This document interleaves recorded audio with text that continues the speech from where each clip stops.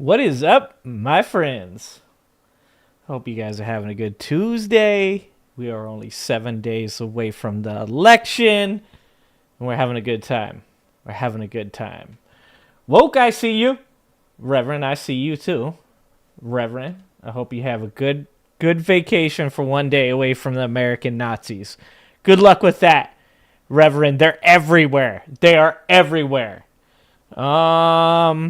If I have any technical difficulties tonight, it's going to be because my microphone's a new microphone. So there's a possibility that we have technical difficulties. You guys, I have the whole circus. I have the whole circus set up for today. We've got like Carrie Lake. We've got like Trump, Tony Hinchcliffe, JD Vance. We've got the whole circus. All the clowns are here. What's happening, Nana? But I just wanted to say something. I made a video a couple days ago because I just noticed, right? Oh, is that how this works? Oh, it goes to the full video. I just noticed while watching this recap. The podcast. Maybe The recap of the Joe Rogan sitting down with Eddie Bravo and Brendan Schaub and a dude that I can't ever remember his name, but he's the only one with any real brain cells left. But I made a video. The video is called Rogan Claims Trump Wore a Diaper. I thought it was like the funniest shit ever, right? I thought it was fucking hilarious. And it was just one of those moments where you're just like sitting there and you're listening to these dipshits talk, and they're four of the dumbest human beings on earth at the time. Three? I don't know. The one guy, he's not that bad. And I'm not talking about Joe Rogan. I'm talking about the bearded dude. But Brendan Schaub and Eddie Bravo, definitely CTE. A lot of head injuries going on there. And Rogan, I think the stupid just rubs off. I think it's like the longer that Rogan's around those dudes, the dumber he gets. Like, somebody needs to get him around like Brian Cox and Neil deGrasse Tyson again. But anyways, while I'm listening to them talk about whether or not it's gay for a dude to have sex with another dude, I heard him saying something about, Trump hanging out and not using the bathroom. And, of course, my first thought was, well, that's because he wears a diaper. And somebody makes a joke, I think it's Eddie Bravo, says, like, maybe he's got a catheter on. And then Rogan goes on to say, or maybe he's wearing a diaper. Now, obviously, he's joking. But MAGA is so fucking dumb that they're all up in my comments going, bro, you're taking the stuff he says seriously. He doesn't even say that, dude. He doesn't say that about our cult leader, bro. He doesn't say that. And it's fucking hilarious. It, like, cracks me up to see these dumbasses come into my comments and be like, dude, he didn't even say that.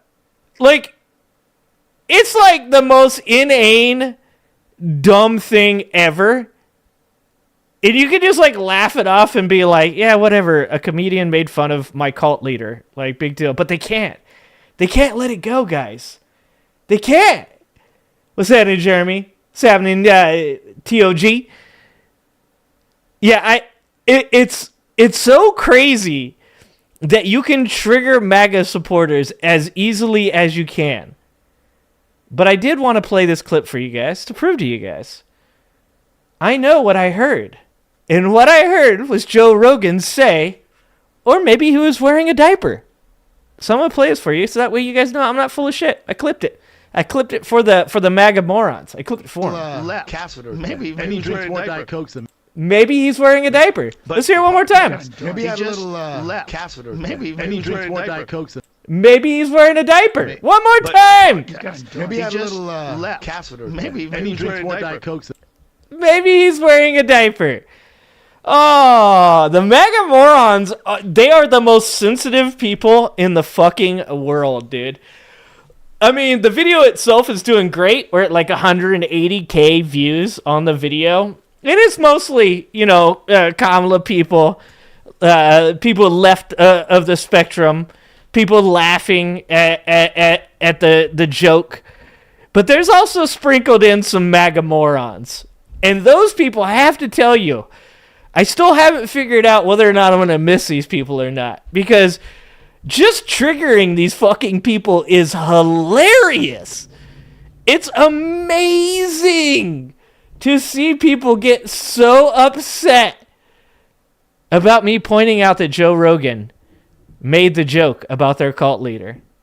Anyways, I thought I'd play that, guys, for you. Let the MSG Nazi rally go. Yeah, exactly. We're supposed to let the MSG. Yeah, Tony Hinchcliffe. First of all, what the fuck? Who is running Donald Trump's campaign? Is it just Donald Trump running Donald Trump's campaign? Is there like nobody behind the scenes and Donald Trump he decides everything? Because we already made fun of Antonio Brown getting up there and calling the entire MAGA crowd a bunch of crackers. That was hilarious. What's happening, Queen? Good job, Queen. Voting blue in North Carolina. I like to hear that. But you already had Antonio Brown up there. You had Donald Trump talking about Arnold Palmer's schlong. I mean, this isn't months worth of material, guys. This is like the last week and a half in the MAGAverse. And then it's like as though no one told Donald Trump that Tony Hinchcliffe is literally a roast comedian. There's nothing that Tony Hinchcliffe says that isn't like controversial. Like everything, his entire comedy act is built around being an asshole. It's either being an asshole to random people or more consistently, it's being an asshole to whoever's on the stage at the time, right? Like that's his whole job. He makes fun of people. And for some fucking reason, and look, what Tony Hinchcliffe said was fucking, he's garbage. Dude's garbage, okay? Like, it was fucked up. Period. Like, it's the type of thing where it's like, somebody is like, like talking shit to somebody else and they're like, you're a fucking idiot. And the person's like, fuck you, dude. I'm not a fucking idiot. You're a fucking idiot. He's like, dude, it's just a joke. It's just a joke. Yeah, bro. Like, why are you taking it so hard? It's not a dick, bro. Don't take it so hard. You're like, that's not a joke. You're literally just being an asshole. Like, when I'm up here and I'm like, you guys are MAGA morons. I'm not trying to be funny. I'm an asshole. I'm just being an asshole. I don't know who the fuck. Just move away from the fact that what the dude said was complete and utter fucking garbage, okay? And just think of it from like a professional point of view. You are 7 days away from the election. There's a lot of people that don't vote until November 5th. And you were like, you know what we should do? We should bring on this guy who's going to make fun of black people and say that they carve watermelons instead of pumpkins. And then we're going to call an entire fucking race of people, ethnicity of people, garbage. We are going to refer to the place that they come from, which is a part of America, part of the United States of America. We're going to refer to it as a floating pile of garbage. Just forget how fucking insanely bad that is to say in the first place. Just take all that away and just think of it from a campaign point of view. Is Donald Trump just trying to lose? Is he like, we need this shit, we need to lose so badly that no one will believe that we could have possibly lost by this much? That's the only reason you would put Tony Hinchcliffe on stage and say, yo, go up there and make fun of black people, Jews, and throw in all of Puerto Rico. Just throw in all of Puerto Rico as well. Just go for it, dog. Jesus fucking Christ. Like, is he gonna, the next rally, I guess there's no more rallies. Maybe he just brings him out for the, like Andrew Dice Clay. Is Andrew Dice Clay even alive still? Like, they will him out just to, like, say the most misogynistic shit he can say about women. Like I said, I don't care about your comedy preferences. You like roast, you like a guy that talks shit about people's ethnicities, their fucking sexualities. That's on you, dog. That's on you. But don't bring that motherfucker to your campaign. Don't bring him to your rally and have him give a speech. Don't bring Antonio Brown on stage to call people crackers. It's fucking... The Dice Man is still alive. Look, if you like Andrew Dice Clay, that's your shit. You know what I'm saying? Yeah, I saw Terry Garr died. If you like Andrew Dice Clay, then you like Andrew Dice Clay. That's okay. That's on you. That's your shit, you know? But, like, that would be, like, you're trying to get, like, the feminist, like, vote. Like, you're like, yeah, we really need women's votes right now. And you're like, who should we bring? And they're like, I don't know, bring Andrew Dice Clay. Maybe Vince McMahon can follow him. And then after that, maybe we get Chris Brown to come on stage. And then maybe R. Kelly. Maybe we can just finish it all up with Jeffrey Epstein and P. Diddy. And yet somehow it's fucking close. Okay, you know, a lot of times when we talk about the United States of America and we talk about how we're upset with stuff, we talk about secession, right?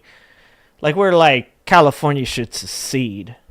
Like, we're so tired of this shit. California should secede. And then when a Democrat's in office, Texas is like, we about to secede.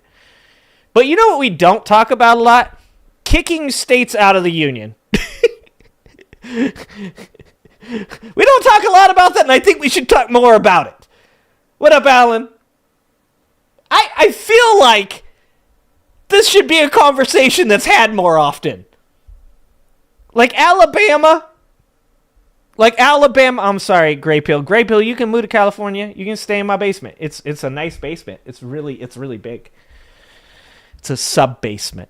It's not one of those, like, Midwest basements that's all, like, cold and moldy and, like, wet, moist. No, it's a nice basement because I live in California. I'm just saying, can we just, like, can we have a conversation about whether or not we should kick Alabama out of the union? Like, can we have a conversation about kicking Georgia out? Because, look, Georgia, I think Georgia's a cool place. I think I'd be down with Georgia. Like, I like Atlanta and stuff like that. But we gotta talk, man. You guys elected MTG like multiple times now, right? You guys are like on the edge of voting for Donald Trump. We gotta talk about some things, and I think if we have a come to Jesus talk with Georgia, and they're like, look, I can't. I'm all Trump. I'm all MTG. We gotta revoke their membership, right? Like we gotta be like, oh, we gotta have a hard talk with you. I'm really sorry. But we're going to have to let you go. This isn't an us problem. This is a you problem. It's going to be a thanks, but no thanks. Okay? Mississippi too. Yeah, there's a couple. Ohio, we could lose Ohio. I wouldn't be sad. I wouldn't, like, you know, what are we losing? Cleveland? We're losing Cleveland? Has anybody ever been upset? If anybody ever been like, yo, let's get rid of Cleveland? Has anybody been like, hold on? Like, I think even the people that live in Cleveland are like, that's a solid call. That's going to be good, actually. That's you know what? It's bad for me, but it's good for all of you. You know, that's how I feel people in Cleveland are. I think people in Cleveland are like, we understand. It's like when you're the bad partner in the relationship, like you're an alcoholic or you just can't kick the drug habit. And, like, you spent all the rent money, and your girl's like, bro, like, I just can't do this anymore. And you're like, yeah, I understand. Like, I'm a shit human being, dude. I got it. Like, I understand. Like, do you think that's, like, what it's like to be in Cleveland? What's happening to you? Ohio is Midwest Florida. Yes. Oh, man. I feel like we should have conversations about removing, that we should start having some conversations about removing. Oh, did my YouTube just die? What just happened? Hold on. We're having some issues. Drink! If we're still on, drink.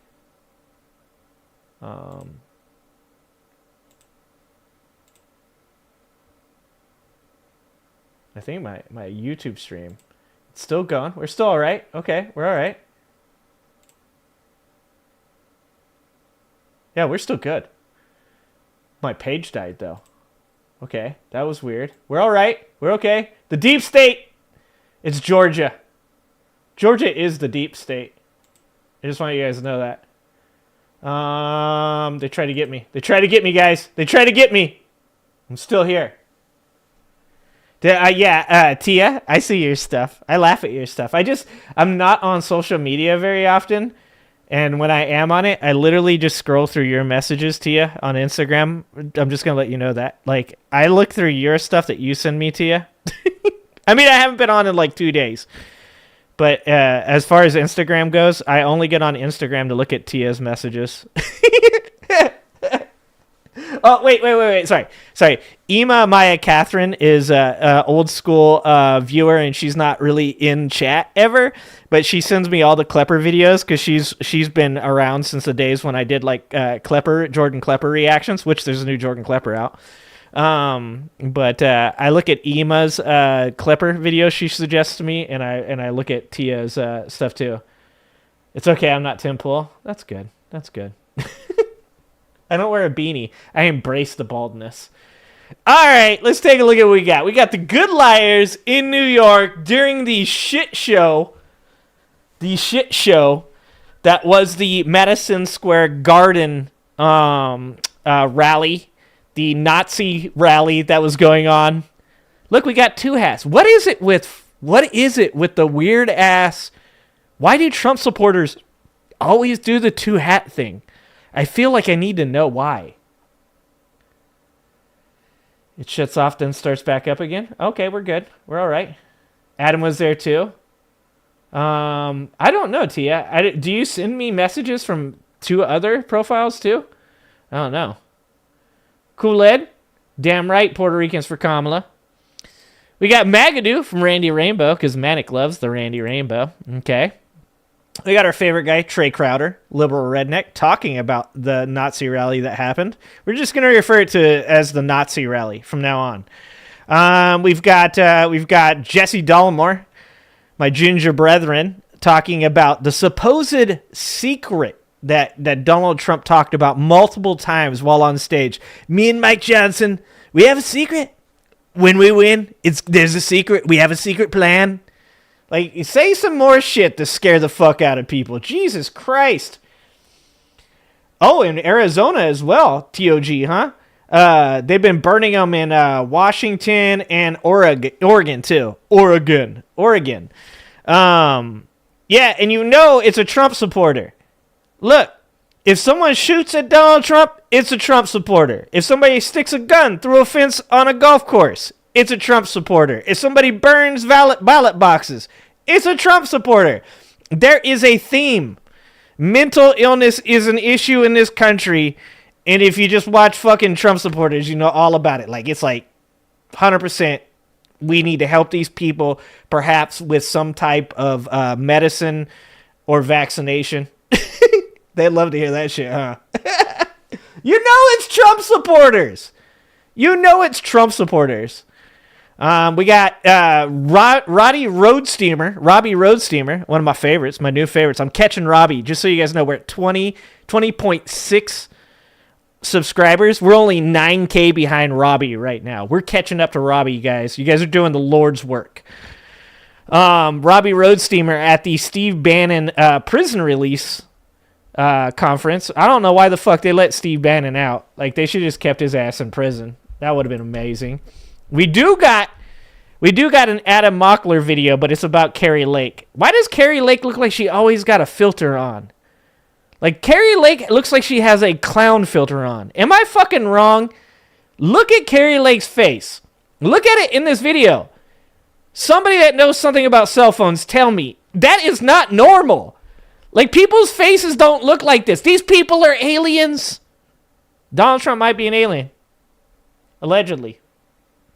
She's white-facing. Thank you, Bucket. Thank you. Thank you, Bucket. Also, welcome, Bucket. Welcome, AJ. Dude, Scary Lake. Ah, Scary Lake. I like it. It has to be a filter, right? Or lizard people. I'm with Jelly Bean, actually. I'm with Jelly Bean. Dude, Reverend, I remember when I had 17 subscribers and I was like, 17 people followed me? Who are these crazy people? Nah, damn near got a cult! I'm working on it. They got fucking, tell me, look, YouTube don't ban me, okay? Dog, don't ban me, all right?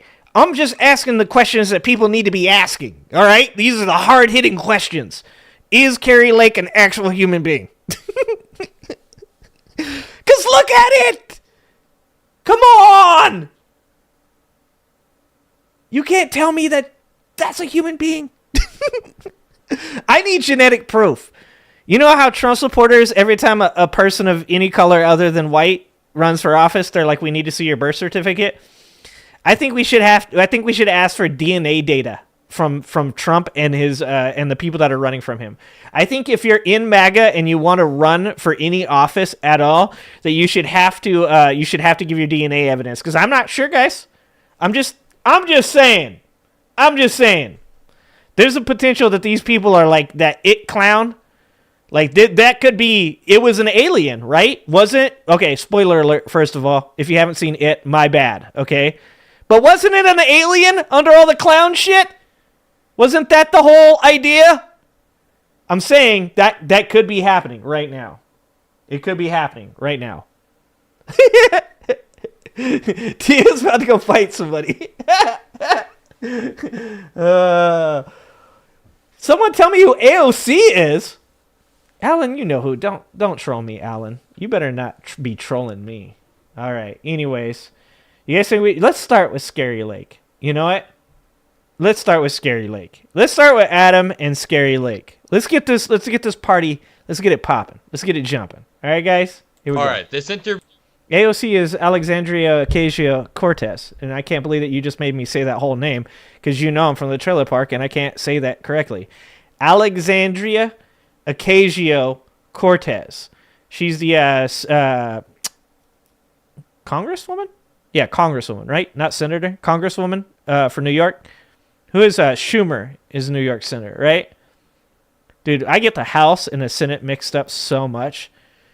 I shouldn't either, because of the fact that, to be honest with you, the Senate seems like all adults, and the House seems like it is like literally filled with fucking like clowns and abusers. Like, I'm not even shitting you. And George Santos. Thank God George Santos is gone. Holy shit. What up, Golf? Feel good. That's what I'm talking about. Don't disrespect the aliens. I'm sorry, aliens. I am sorry, aliens. All right, here we go. You guys ready for this? Here we go. The interview is such a disaster for Carrie Lake that I honestly think it reflects poorly on the Trump campaign itself. And listen, Carrie Lake is easily one of the top 5 most dangerous MAGA figures out right now, simply due to her relentless claims of election fraud. No matter how many court cases she loses, it has to be stolen. No matter how many defamation suits she loses, it's still stolen. And today, Caitlin Collins pinned her down, pressed her on her claims of election fraud, and it's incredibly... That's my favorite part. This is why MAGA is just like... I started this off trying to like convince MAGA supporters that they're going crazy and that they're losing their minds and that they should pull back before they go too far down the rabbit hole. But I think it's too late, guys. Like, literally Republican judges, literally Republican senators and Congress people are like, no, like, all of your claims are false. And they're like, nah, nah.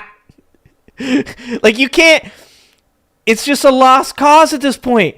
I can literally sit with a Trump supporter and be like, you know, like that the slate of electors that sent in their votes for Donald Trump didn't even have the official paper. Like, they had to forge a document, and then they forged the state seal, and then a bunch of people that weren't legitimate electors that are all going to be put on trial or are on trial right now all signed this and then sent the fake votes, which were then carried in an envelope on the day of certification, which is way after the time that you're allowed to do this, way after December 14th, into the Senate to try to give to Pence to have him open it. And they're like, yeah? You're like, you know that's all like bad, right? No. And like, there is no clearer event than the Arizona state slate of electors. Like, there's no clearer example. That, like, this is fucking insane. They forged a document, and then they forged the state seal, and then a bunch of fake electors signed it and sent it to a dude who tried to give it to Mike Pence on the day they were certifying the election. All of that is, you can't do any of that. None of it. And they're like, that doesn't prove anything. Satisfying and only adds to the insane clips of the Kamala Harris campaign. What up, Ozzy? What up, Spike? Over the past 48 hours, 24 hours since the Madison Square Garden rally. We have 8 days to go and no time to waste. Make sure you drop a like, make sure you subscribe, and let's check out this first clip of Carrie Lake being asked, did you lose the 2022 election? And spoiler alert, Carrie Lake did lose handily to the gubernatorial candidate Katie Hobbs, who is now the governor of Arizona. Yeah, and they rejected it, AJ. So they sent it to the archives. It's the National Archives, and they rejected it because it was fake. That's why they were trying to give it to Mike Pence, because it was rejected by the National Archives. I guess I did forget that portion. Sorry. After they forged the document and forged the seal, and then had a bunch of fake electors try to send it to the National Archives. The archives went, yo, that's not real though, dog. And then they took it. Sorry, sometimes there's so much shit to this. There's so much shit to it. It's hard to remember every single crazy fucking thing they've done. So check this clip out. I'm pretty sure it's National Archives, but I could be wrong about that. Election for governor. Why are we looking backward? I'm looking forward. Caitlin. I already know what you're concede that race. Caitlin, I'm looking forward to. Dude, that little laugh she just did was hilarious. Race. Dude, Caitlin Collins, look, you can shit on CNN for as much as you want. I kind of like Caitlin Collins, to be honest with you. Caitlin, I'm looking forward to what is coming up. I'm looking forward to November 5th and this huge election. And the people of our state are caring about what's coming up, what's going forward. How are we going to make sure we secure the border? What can we as Republicans do to make sure we bring back that thriving economy where we had record low unemployment? So you're not going to say whether or not you... Record low unemployment. See, this is what I'm talking about. Like, literally, you can say, actually, the lowest unemployment we've ever had was under Joe Biden.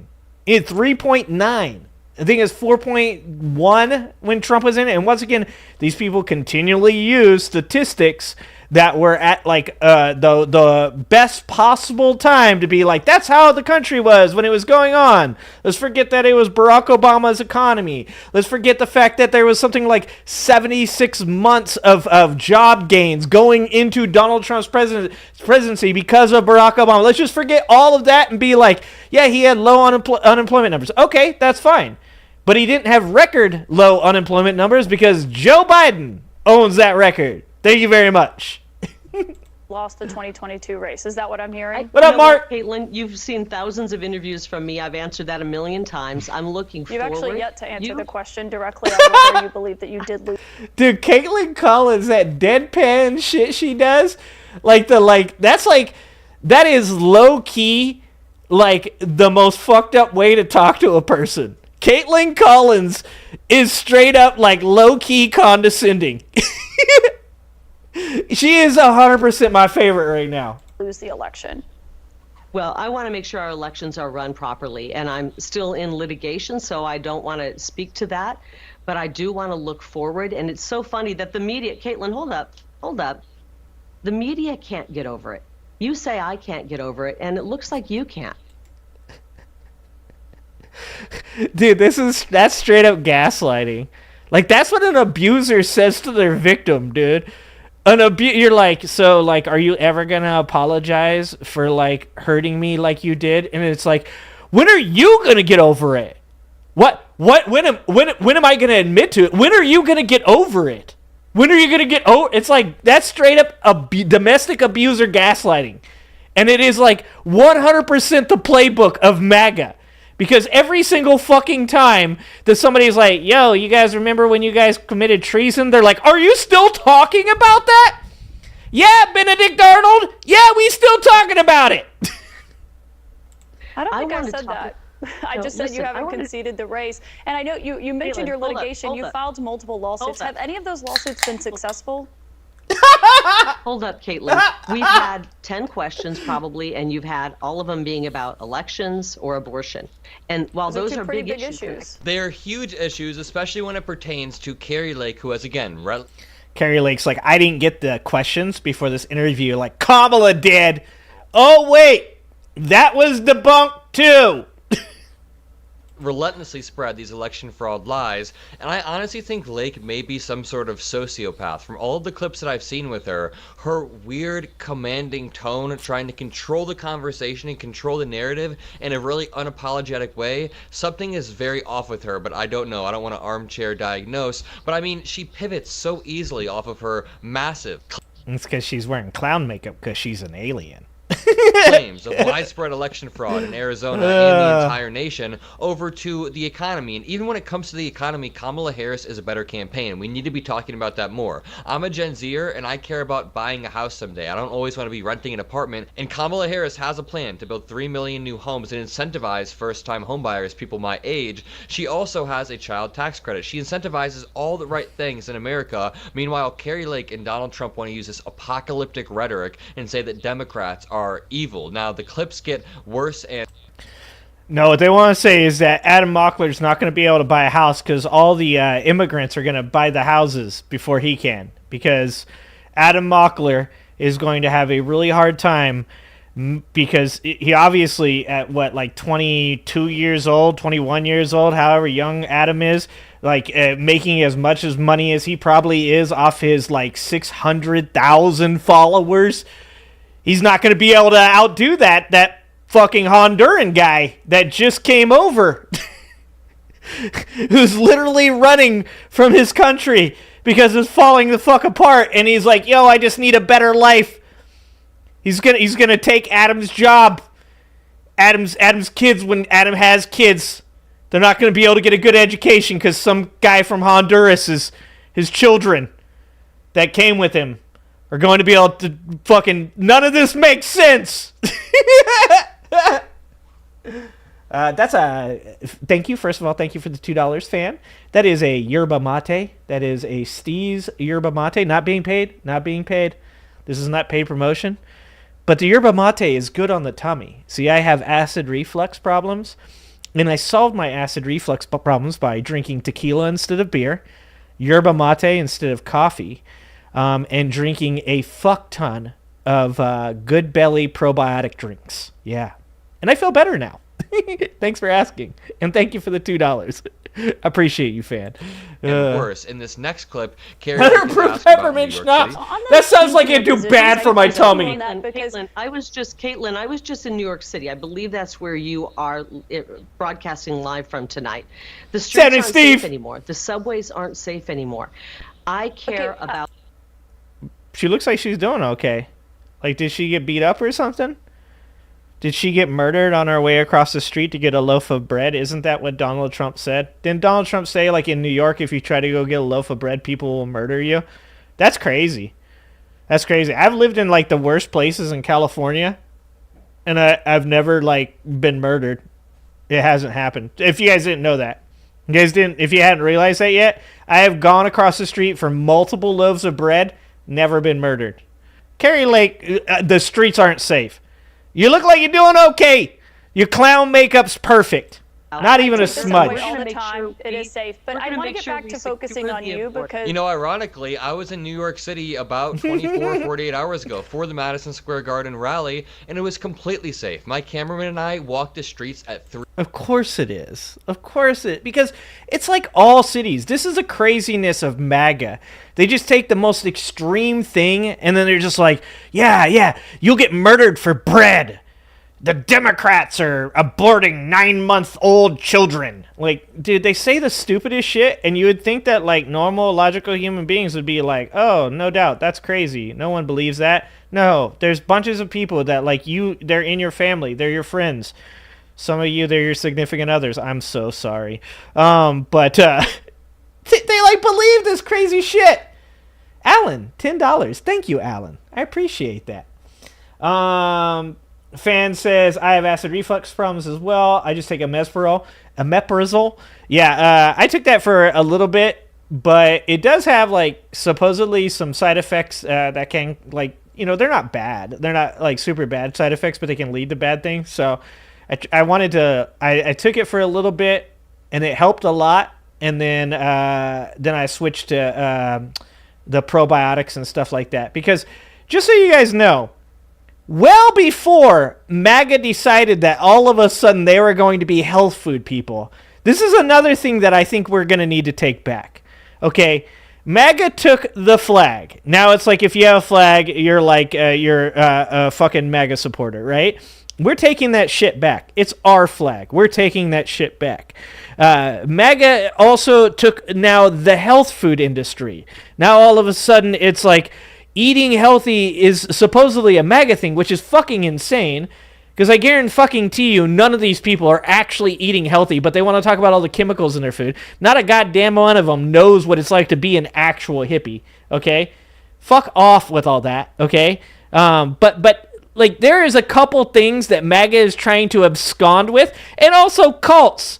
Cults. Get out there and take back your cults from MAGA. Don't let them fucking walk away with your culthood. You gonna let them do that? Fucking Hellbop comment people? You gonna? Oh, they can't really do anything about it.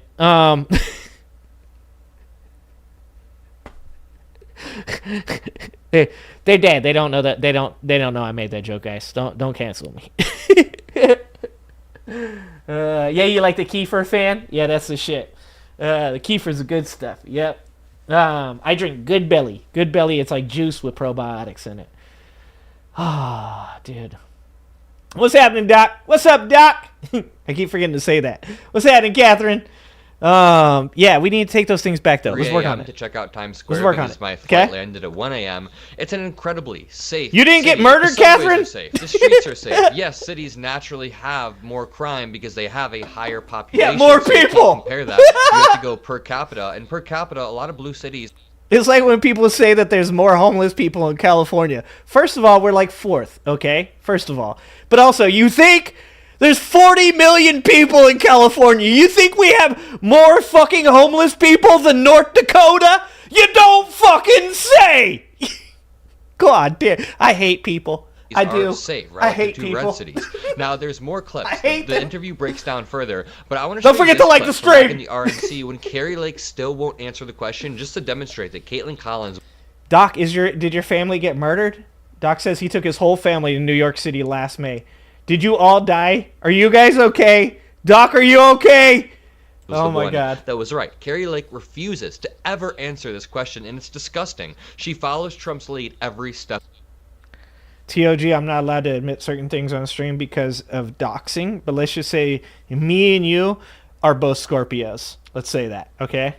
Of the way. Just ask, and I really don't. What it says about the this is the Republican last Party, question. that they This need is to the- lie. this is the AJ, last go minute get your call to back. threaten because you don't believe you can win at the ballot box. Why would you need to do that? You are just a sad case of a human being.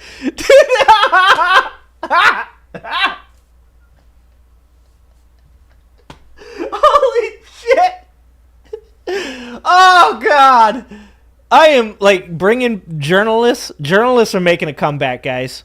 You want to know why I think journalists are making a comeback?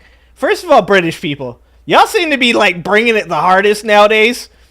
But and if that lady isn't British and she's like Australian or something, just don't say anything, okay? Just let me be an idiot. Let me just be up here, okay? And just like, and also, if you're Australian and I say that somebody's Australian that's actually from New Zealand, please don't come to my house and murder me, okay? I am very sorry. I know that y'all get real mad about that shit and vice versa.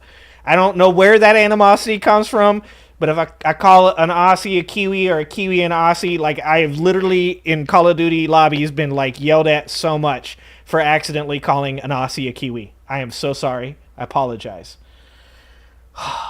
Journalists are making a comeback though. Caitlin Collins with that dead ass, low-key, condescending tone, and then this lady just straight up hits her with a "you can't win normally, why you gotta cheat?"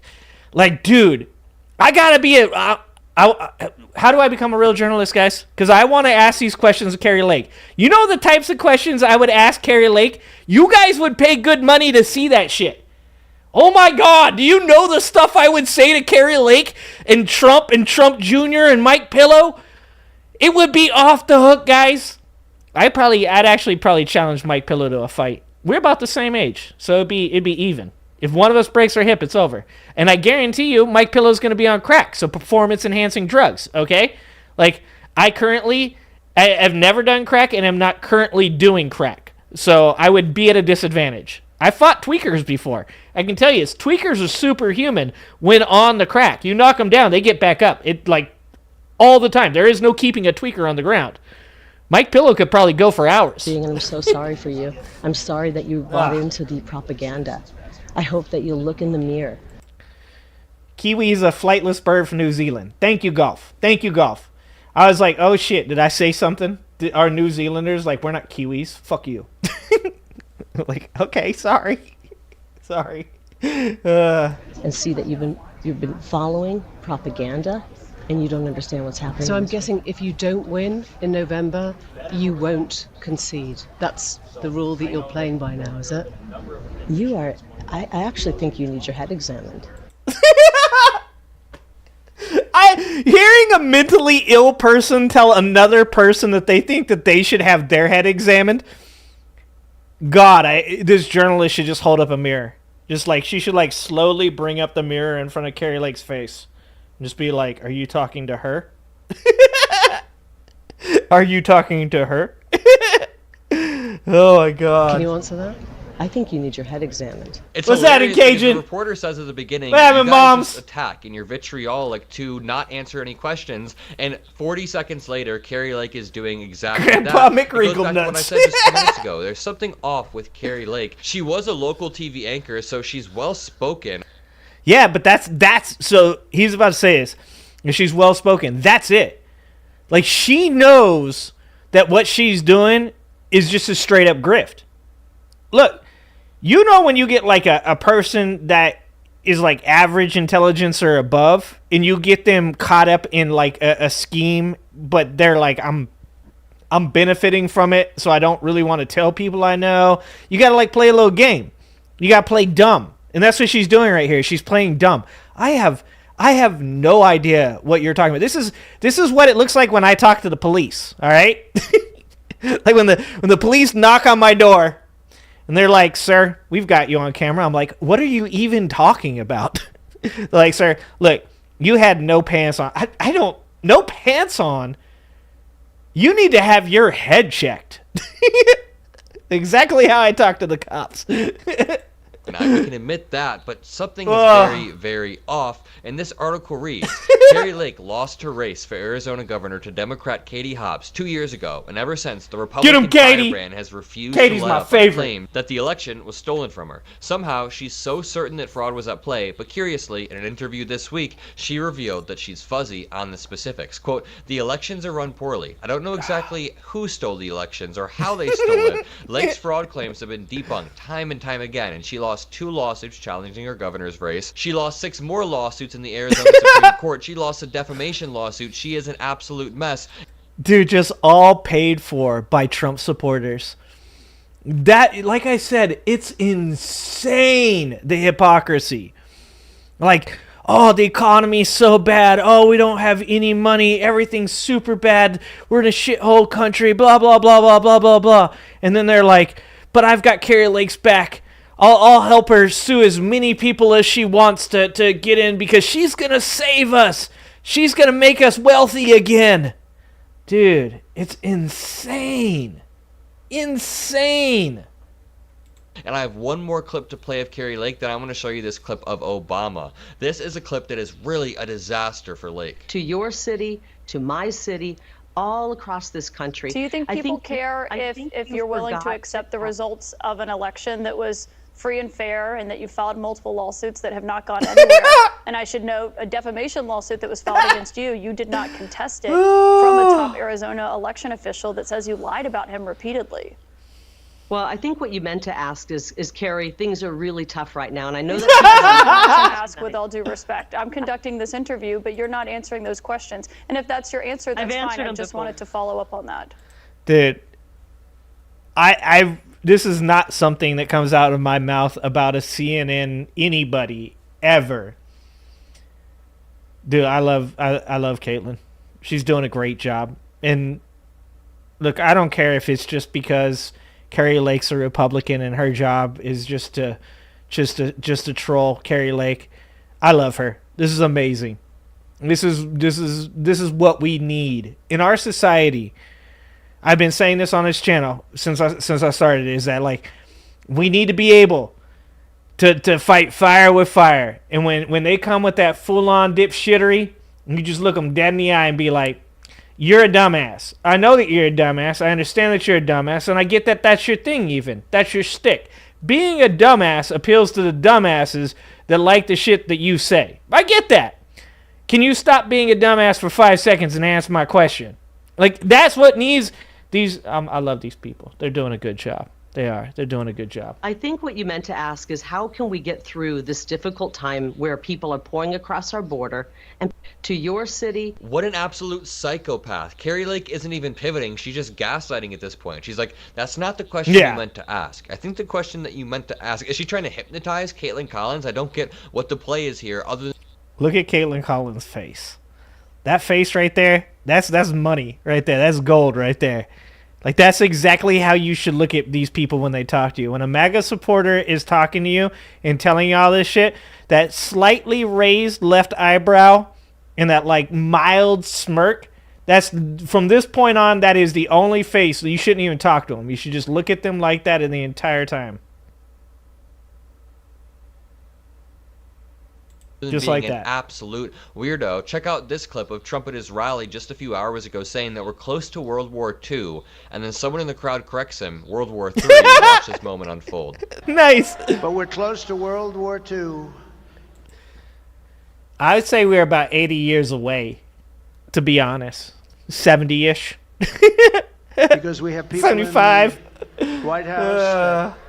World San War Antonio. Thank you. Thank you. Thank you. Even the crowd is noticing his scary. Jesus Christ.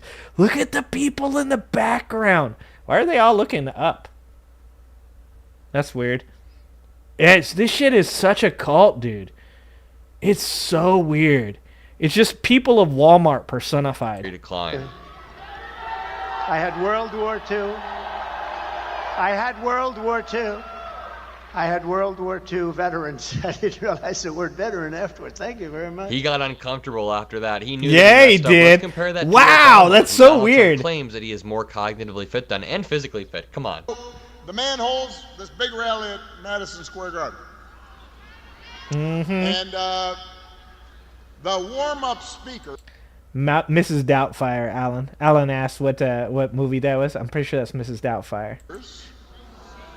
Were saying the most, we're trotting out and peddling the most racist, sexist, bigoted stereotypes. One guy called Puerto Rico, quote, an island of garbage. Now,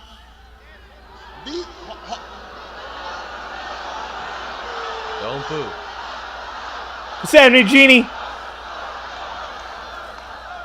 That's what he always says. These are fellow citizens he's talking about. Here in Philadelphia, they are your neighbors. They are...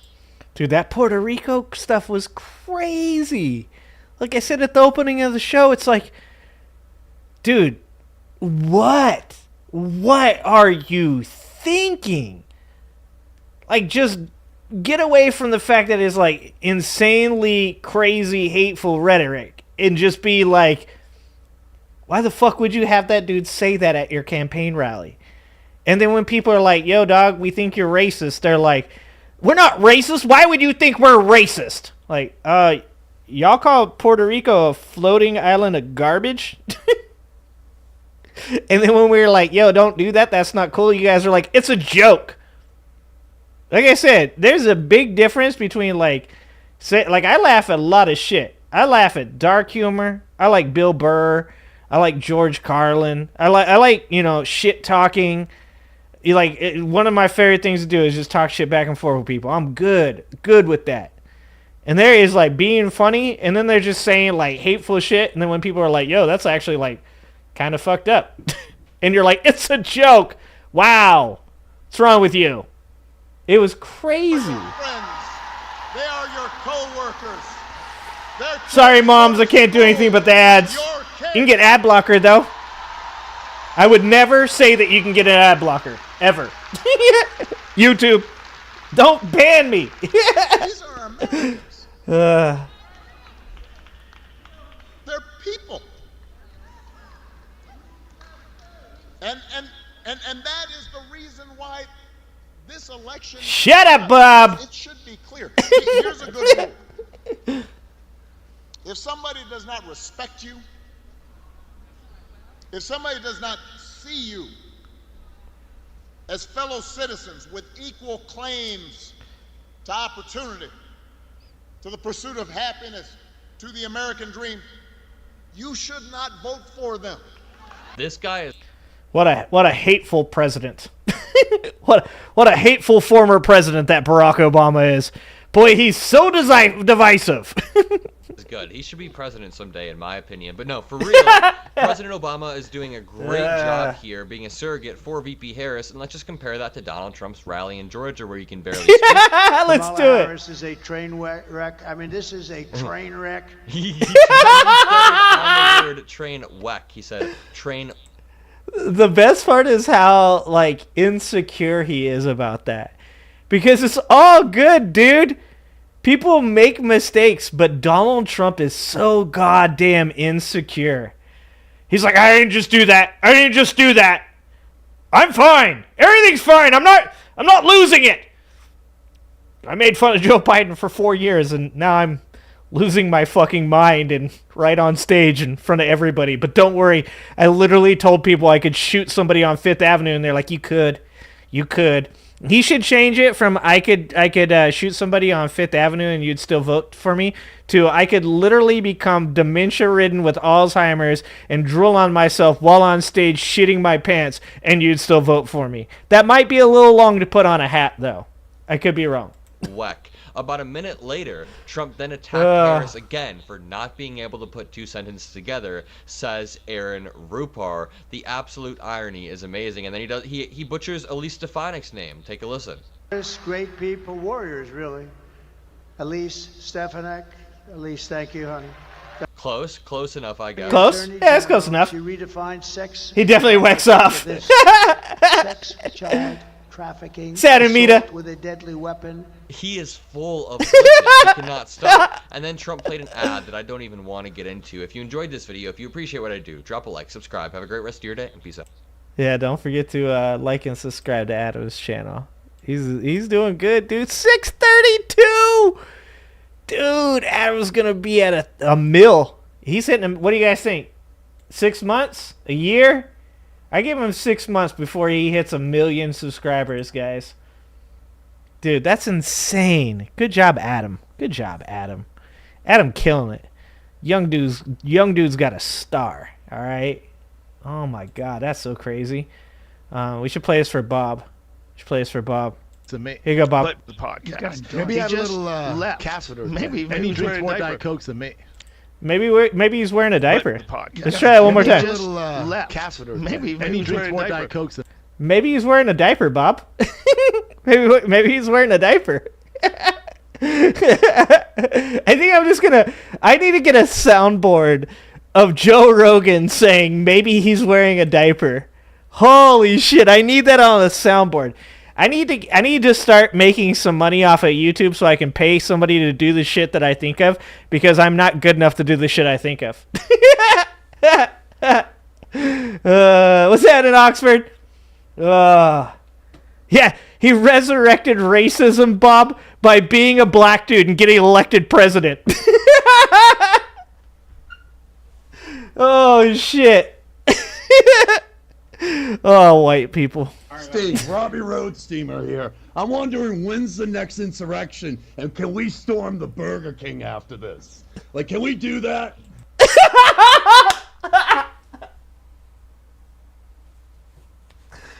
Oh, fuck. I gotta tell you, like, I was thinking about, I'm like, most of these other people, they like go on debates and stuff like that. I had one of the dipshits in my Joe Rogan video say that you should go on. You're a coward sitting behind your microphone making fun of people. You should go on and debate Joe Rogan. So, mind you, the thing he wanted me to debate Joe Rogan on was whether or not Donald Trump was wearing a diaper. Like, you can't make this shit up. They are so dumb. It hurts. They're so dumb it hurts. Like, physically, I get pains in my sides from laughing at them. The dude said I should go debate Joe Rogan on fucking whether or not Donald Trump was wearing a diaper.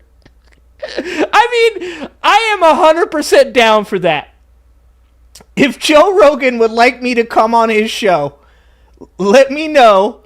Joe, extend your hand, extend the olive branch, and I will come on your show, sir, and I will debate you on whether or not Diaper Don was wearing a diaper. I'm fucking down. Let's do it.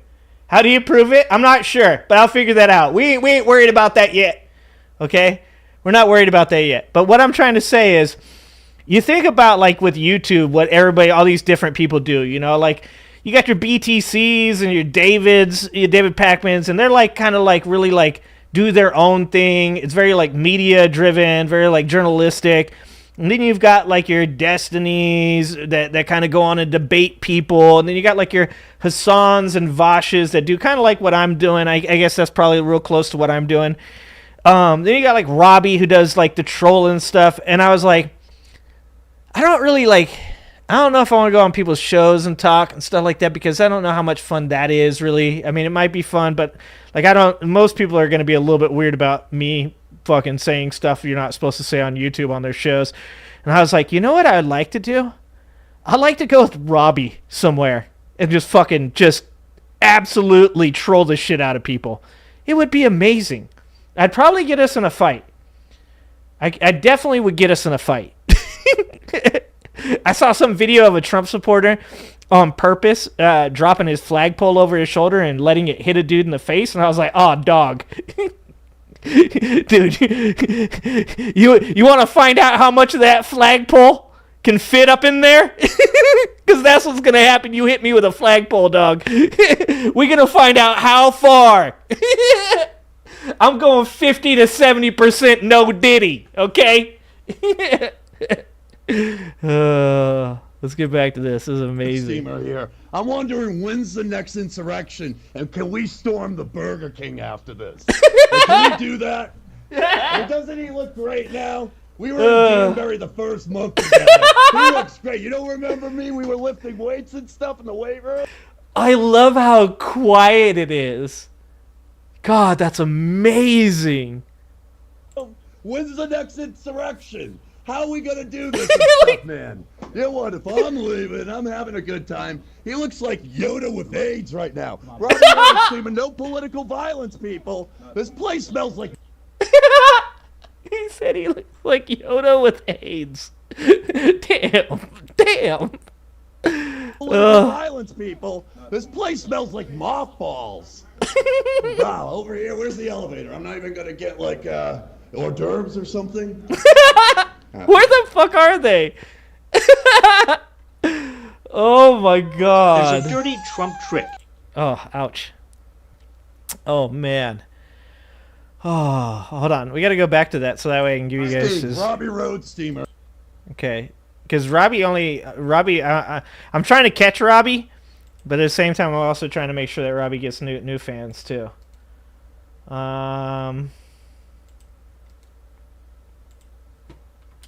Don't forget to go check out Robbie. Robbie is a national treasure. Fan says, you are nothing like Vosh. Vosh is a spoiled brat that gets massive donations. In just 1 week watching Vosh, he got over 10,000 in straight up cash grifts. No shit. That's crazy. That is crazy. No, I just meant that we watch videos and talk. Like that's all. I'm not trying to be anybody but me. You know what I'm saying? End of the day, like, I get on here, I talk, I tell you guys how I feel, I laugh a lot, I have a good time. You know, and that ain't changing anytime soon, man. I'm just me. I've had a problem with just being me my whole life. I've had a really hard time being anything other than me. And I don't plan on changing now. So, yeah, I you know, like I said, I think that a lot of people out there, I'm not gonna be their cup of tea, and that's okay. I understand that. I appreciate you guys anyways. Let's find out what the secret was. Do you guys know what the secret was? Do you guys know what the Mike Johnson secret that Donald Trump? Let's guess. Let's guess. What do you guys think the secret that Donald Trump was alluding to? He said, was it if he gets elected or if he doesn't get elected? I can't remember, but he was alluding to the fact that him and Mike Johnson share a secret.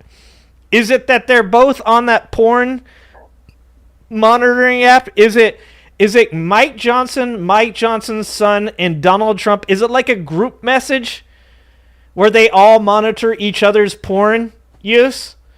Dude, Donald Trump is, Mike Johnson is seeing the porn that Donald Trump is looking at. Mike Johnson's son's mind is getting blown, okay? He might not be, but his mind is. Oh, God. What do you guys think it is, though?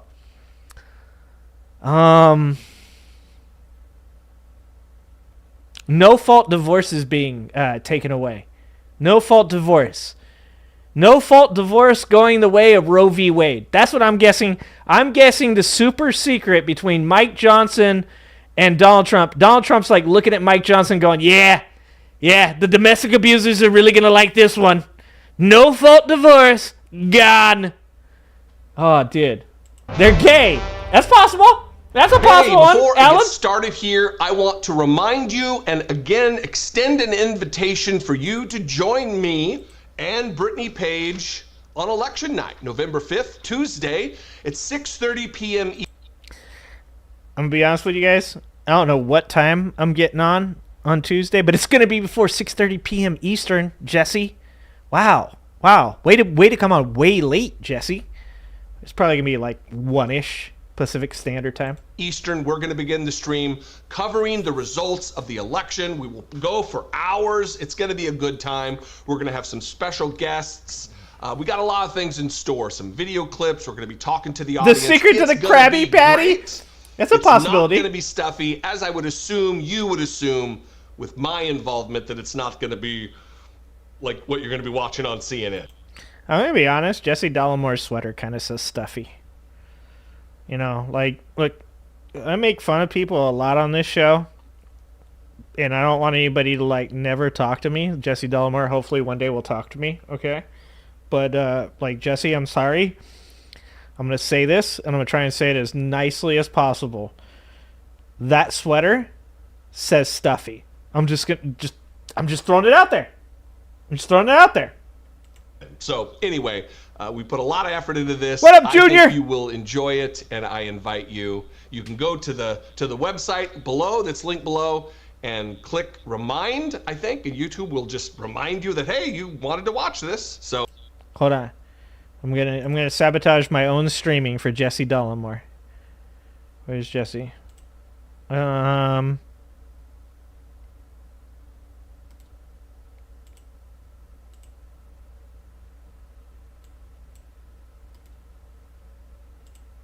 Just in case, my ginger brethren, in case you guys don't want you guys to forget, that's his link, okay? That's Jesse's link. Go click that shit to remind you that Jesse's going to be on. You guys can keep a couple tabs open, okay? We look forward to seeing you. In investing, you often hear the phrase that past performance is only not 8 more indicative super of future chats. Results. And that's probably a good rule of thumb relative to investing money. I love cocks and fish sticks. But not necessarily I love fish as far sticks. as gauging what behaviors and criminality Donald Trump will conduct, will participate in. That past performance is, for Donald Trump, indicative of future results. We've witnessed him attempt to overthrow the United States government, a failed coup attempt on January 6, 2021. And that entire effort wasn't just to protest that Donald Trump had lost the. No, guys, it was a day of love. Doesn't it look like a day of love? I'll tell you this. The only people that would ever look at that picture and go, that looks like a day of love, is a person that would throw gummy dicks at their baby mama while she's being escorted off the property by the police. Antonio Brown. I'm talking about Antonio Brown. And all domestic abusers. The only time that a person refers to the police being there separating them from other people as being a day of love is when their idea of love is domestically abusing their significant others. Just throwing it out there. Allegedly. Just throwing it out there. The election, the entire mechanism of that was to Sorry to delay avoid the Jesse. vote, delay the certification of the 2020 I don't know, election Alan. to I don't give know. Trump states and Trump legislatures all across the country enough time to get a new Trump slate of electors. Fake. It's not a bad idea, TOG. submitted. So then they could take it to the courts and battle it out with Donald Trump's Republican judiciary. And it seems as though there are dirty tricks in the works relative to this. Again, past performance, future results. I'm telling you guys, you think they're like, look, how close is the election? And they're like, well, we're going to lose by probably a point or a half point. And Trump's like, send in Tony Hinchcliffe. Now it's up to you to decide whether he thought that was going to help him or hurt him. But I believe that he was like, tell him to go up there, tell him to make fun of the Puerto Ricans. We'll definitely lose Philadelphia. Then once we lose Philadelphia, we claim it's all rigged. We'll claim it's all rigged. He's probably behind the dude burning the ballot boxes, too, allegedly.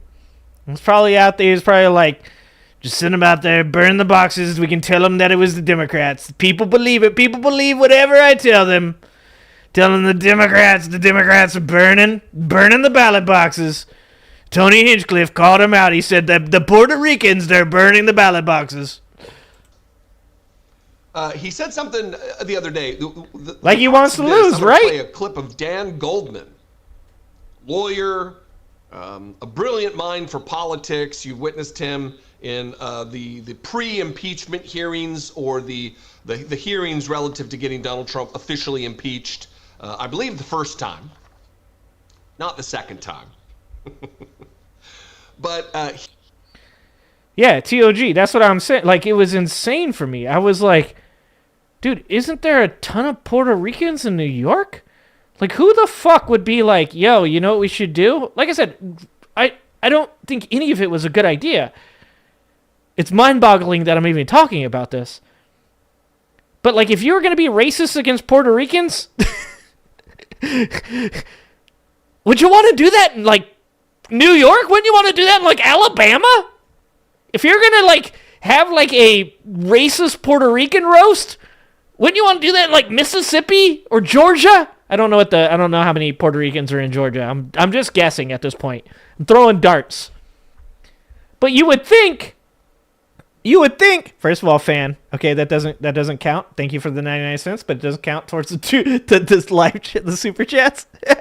Boom, got that 99 cents. I'm only $9,999.01 away from equaling Vosh for the day. I'm on my way.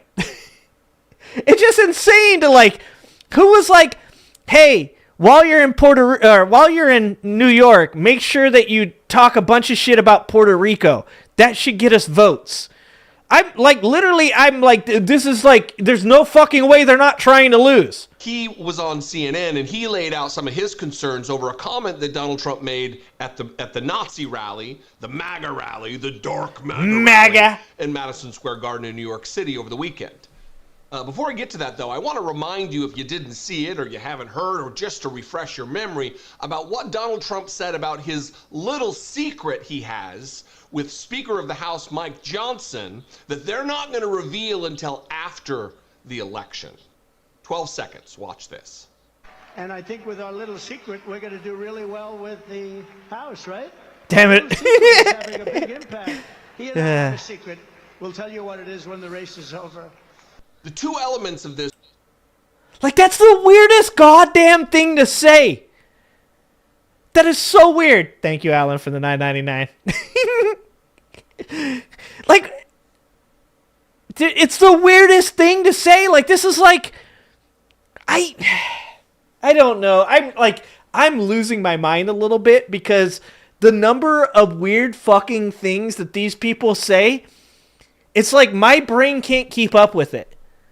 Is this on purpose? Maybe that's what it is. Maybe that's the whole brainwashing. They just say so much crazy shit that they like overload you and eventually you just break. Is that what it is? Because I know that Jesse said 12 seconds, but we're going to do it one more time. Because it's weird. It's weird to say that. Watch this. And I think with our little secret, we're going to do really well with the House, right? Our little secret is having a big impact. He and I have... Okay, our little secret to deal with the House. And I think with our little secret, we're going to do really well with the House, right? So he's talking to the head, right? The House of Representatives head. And he's saying, our little secret, we're going to do really well with the House. What is he implying? What is he implying? Sometimes it'll moderate you. It's up to Nightbot Golf. Sorry. I have it set to whatever level and it moderates for me. It might moderate you for certain things, even if it doesn't seem that crazy. The only words I really have that are banned are like the pedo words. I don't like any of those pedo words, so those are mostly all banned. Do you think he's referencing... So, let's see. When the electorate... When Mike Pence was told to send it back to the electorate, or back to the Senate, it's the Senate, right? The governors are one option. Governors can choose the president, I think, in a tie. Is Mike Johnson the person it goes to in a tie? Does he decide?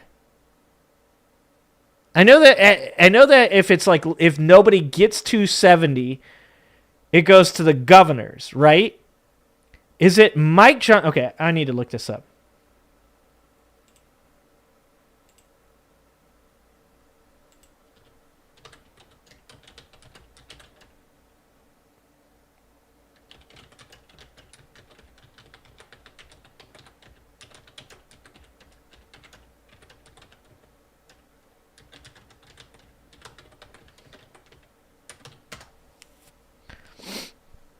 Okay, the House of Representatives makes it, yeah. Right? So is that what he's talking about? Is he talking about the House of Representatives makes the decision with each state having one vote? Representatives of at least 2/3 of the states must be present for the vote. If they cannot decide by March 4th, then the vice president becomes president, and the person receiving the largest number of vice president votes becomes vice president. Oh, okay. Is that what he's referring to? Is he saying that no one's going to get to 270, or if it's a tie? It's such a strange thing to say. Maybe I'm just thinking about this too much. Our little secret is having a big impact. He and I have a secret. We'll tell you what it is when... No, our little secret is having a big impact. So it's obviously something that's already going on. What the fuck is going on here? The race is over. The two elements of this really do lead me to believe that he's talking about a contingent election. I'm going to read a couple paragraphs from the New York Times, but before I do... I guess we could have just watched the rest of Jesse's video. I'm that person that's in the middle of the movie, and I'm like, do you think that guy did it? Do you think that... And people are like, shut the fuck up and just watch the movie. Let's I'm that guy. He said there. I'm that guy. With our little secret, we're going to do really well with the House. We're going to do really well in the House. Our secret is having a big impact. he and I have a little secret. We will tell you what it is when the race is over.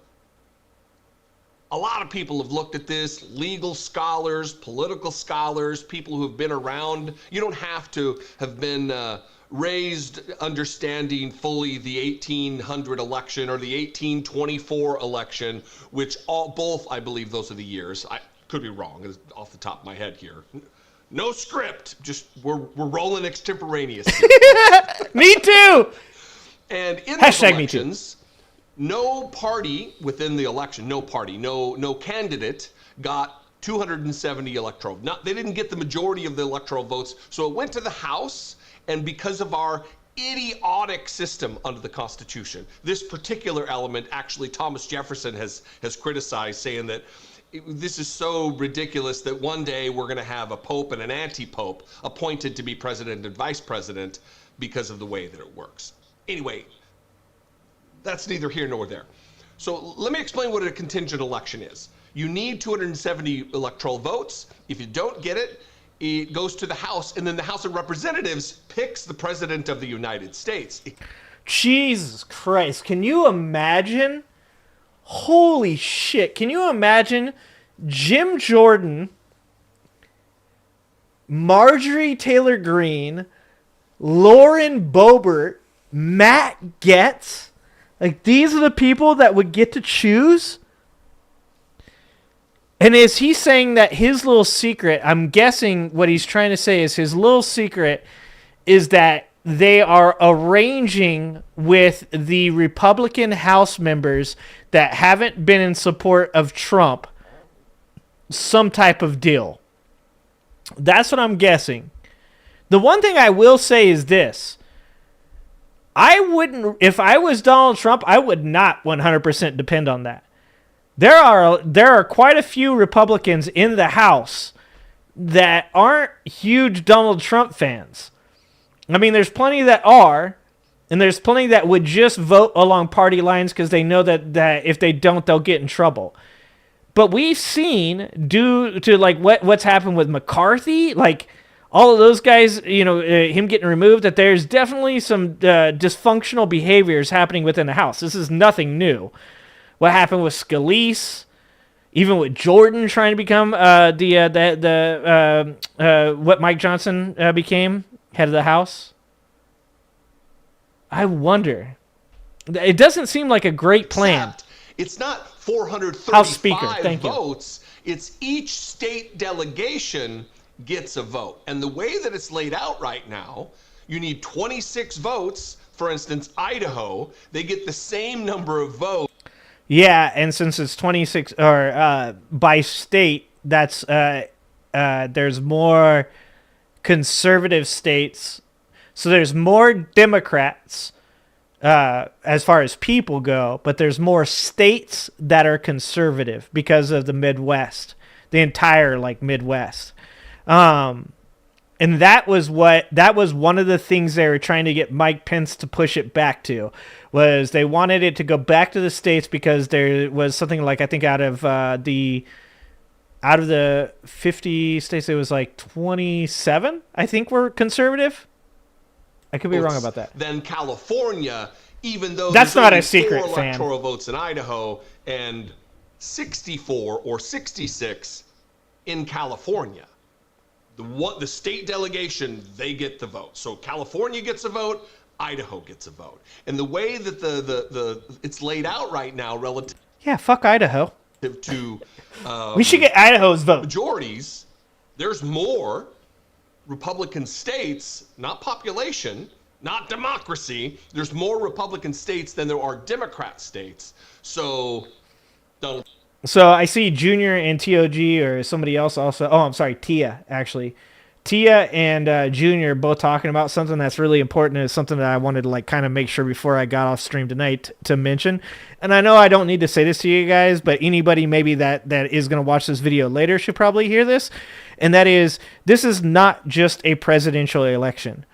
You are very much behooved to vote blue in this election. And I'm not a person that really tells you that kind of stuff.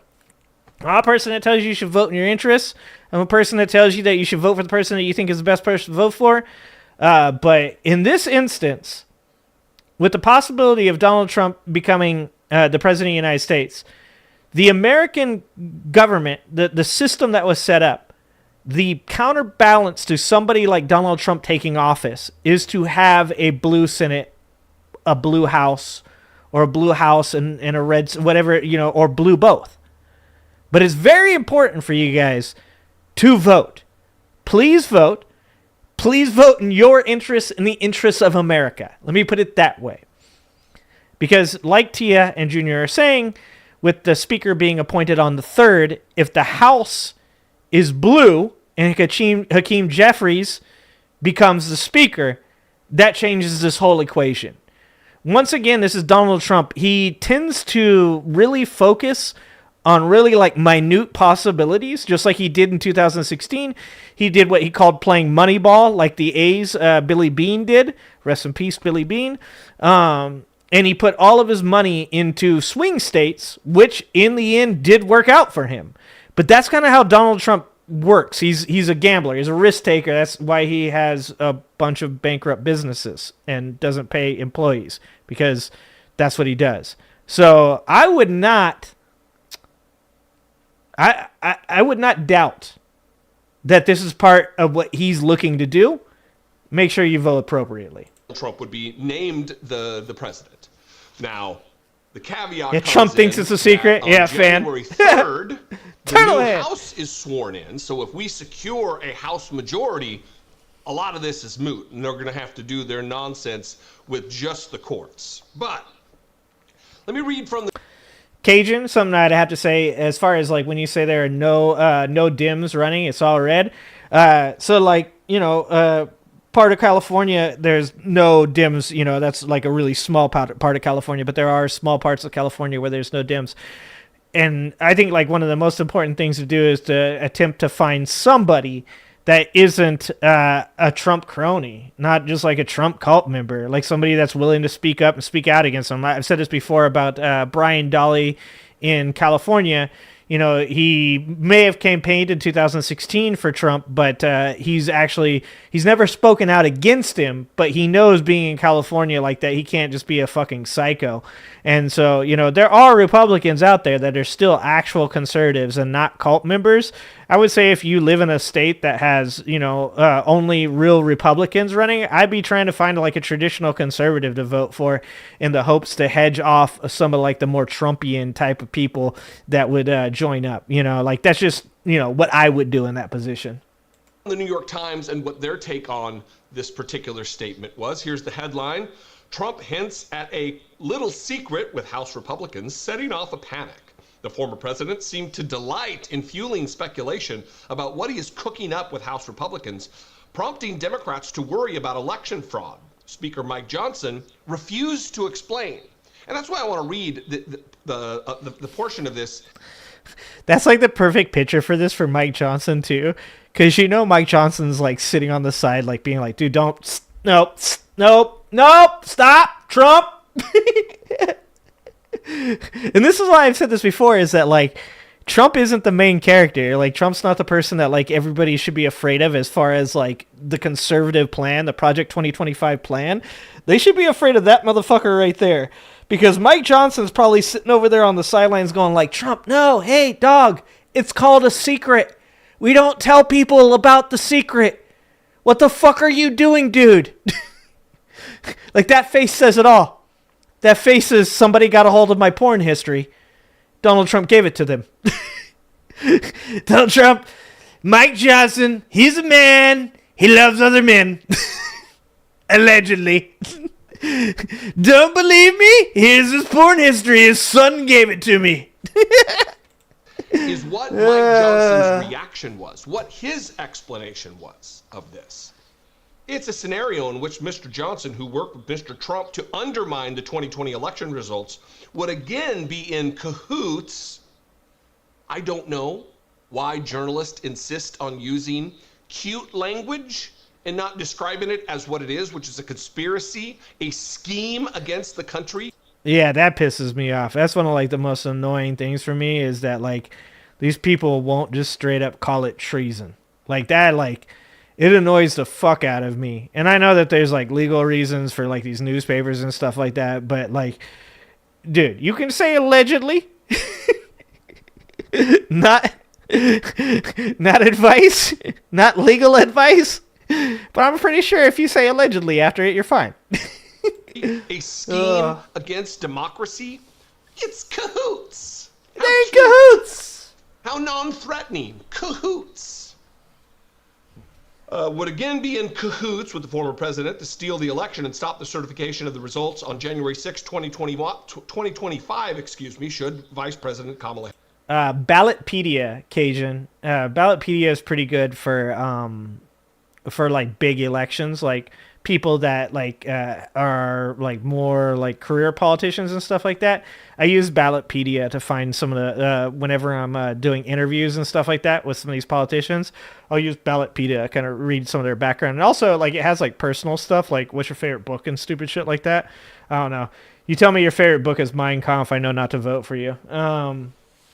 Fan says, you remember the time Trump revealed to Russian diplomats visiting him in the White House that we had inside intel from the Russian government? He can't keep it. No, I know. Like I said, half the time I'm like, I waffle on like how malicious Trump is. Like, as far as like his personal shit, like he's a garbage human being, right? Like, I don't doubt like the maliciousness of like him essaying women, or like the maliciousness of like him not paying his workers and stuff like that. But like as far as like the sharing of government secrets and stuff like that, I just think he's fucking stupid. Like I'm like when Trump supporters come in and they're like, what are you gonna do if Trump wins? I'm like, are you kidding me? I'm gonna just sit here and make fun of all the dumb shit he does. Like, have you seen my channel? My channel it's not like we sit up here and just report Democratic doings all day long. Like, my entire channel is me making fun of Trump and Trump-like people. If Donald Trump gets elected, I am going to go into high gear and I am going to mock and make fun of every fucking thing he does. Every stupid fucking thing he does, I'm going to make fun of it. Because it's going to be fucking great to make fun of him. Now, as far as like the country being on fire and stuff like that, y'all gonna have to put that out, okay? You guys go get the fire extinguisher, and I will mock Trump. Look, we all have our own job, okay? Figure that shit out. Harris win. In a statement provided to the New York Times, the mild-mannered Johnson, they're really doing their best job to try to paint these people as anything other than the dangers that they are. Bucket. I like that, Bucket. Did nothing to alleviate those fears. Instead, he seemed to confirm that there was, in fact, a quote-unquote little secret, and that he planned to keep it that way. Speaking of secrets, Mr. Johnson said, Harris knew Biden was physically and mentally impaired and kept it a secret. The FBI knew that Hunter Biden laptop was real and kept it a secret. Dude, they just gaslight, dude. They just gaslight. They're like, yeah, but what about this other thing? It's so weird, too. It's like saying, like, okay, so, like domestically violencing a person is bad. And they're like, other people do it, right? Other people do it, right? It's like, yeah, that's not good either. What are we talking about? And in this case, it's dumb. Harris knew Biden physically and mentally impaired and kept it a secret? Yeah, so you're saying that the guy that apparently is physically and mentally impaired was still capable of doing a job that was 10 times to 100 times better than the guy that supposedly is completely all good. The dude that is 4 years older since then. Since the last time he sucked as president. So you're telling me the old senile guy was much, much fucking better than the guy that's running for office right now, and that's your argument, is that she kept the dude in office right now that passed the Chips and Science Act, that helped avoid a recession, that drove inflation back down to 2.4%, that held unemployment at record lows. That's what she hid. She hid that, guys. Kamala Harris, the evil, vindictive politician that she is, She kept Joe Biden in office so he could bring those 6 people back from Russia to create countless amount of jobs and to avoid a recession. I fucking hate these people. They also knew Russian collusion was fake and kept that a secret too. Oh, I will continue to make fun of Trump after he loses too. That all those secrets didn't matter to the media because they all helped Democrats. But this one might help Donald Trump, and now they care, says the mild-mannered Johnson.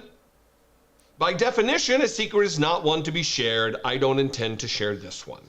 Mr. Johnson's blush. He's like, fucking Trump. This restatement was striking not just for its groundless claims presented as facts, it also seemed to validate that Mr. Trump was actually referring to something specific and not just speaking with... That is pretty, like, weird. He's like, actually, yes, we do have a dark secret, but I'm not telling you. What the...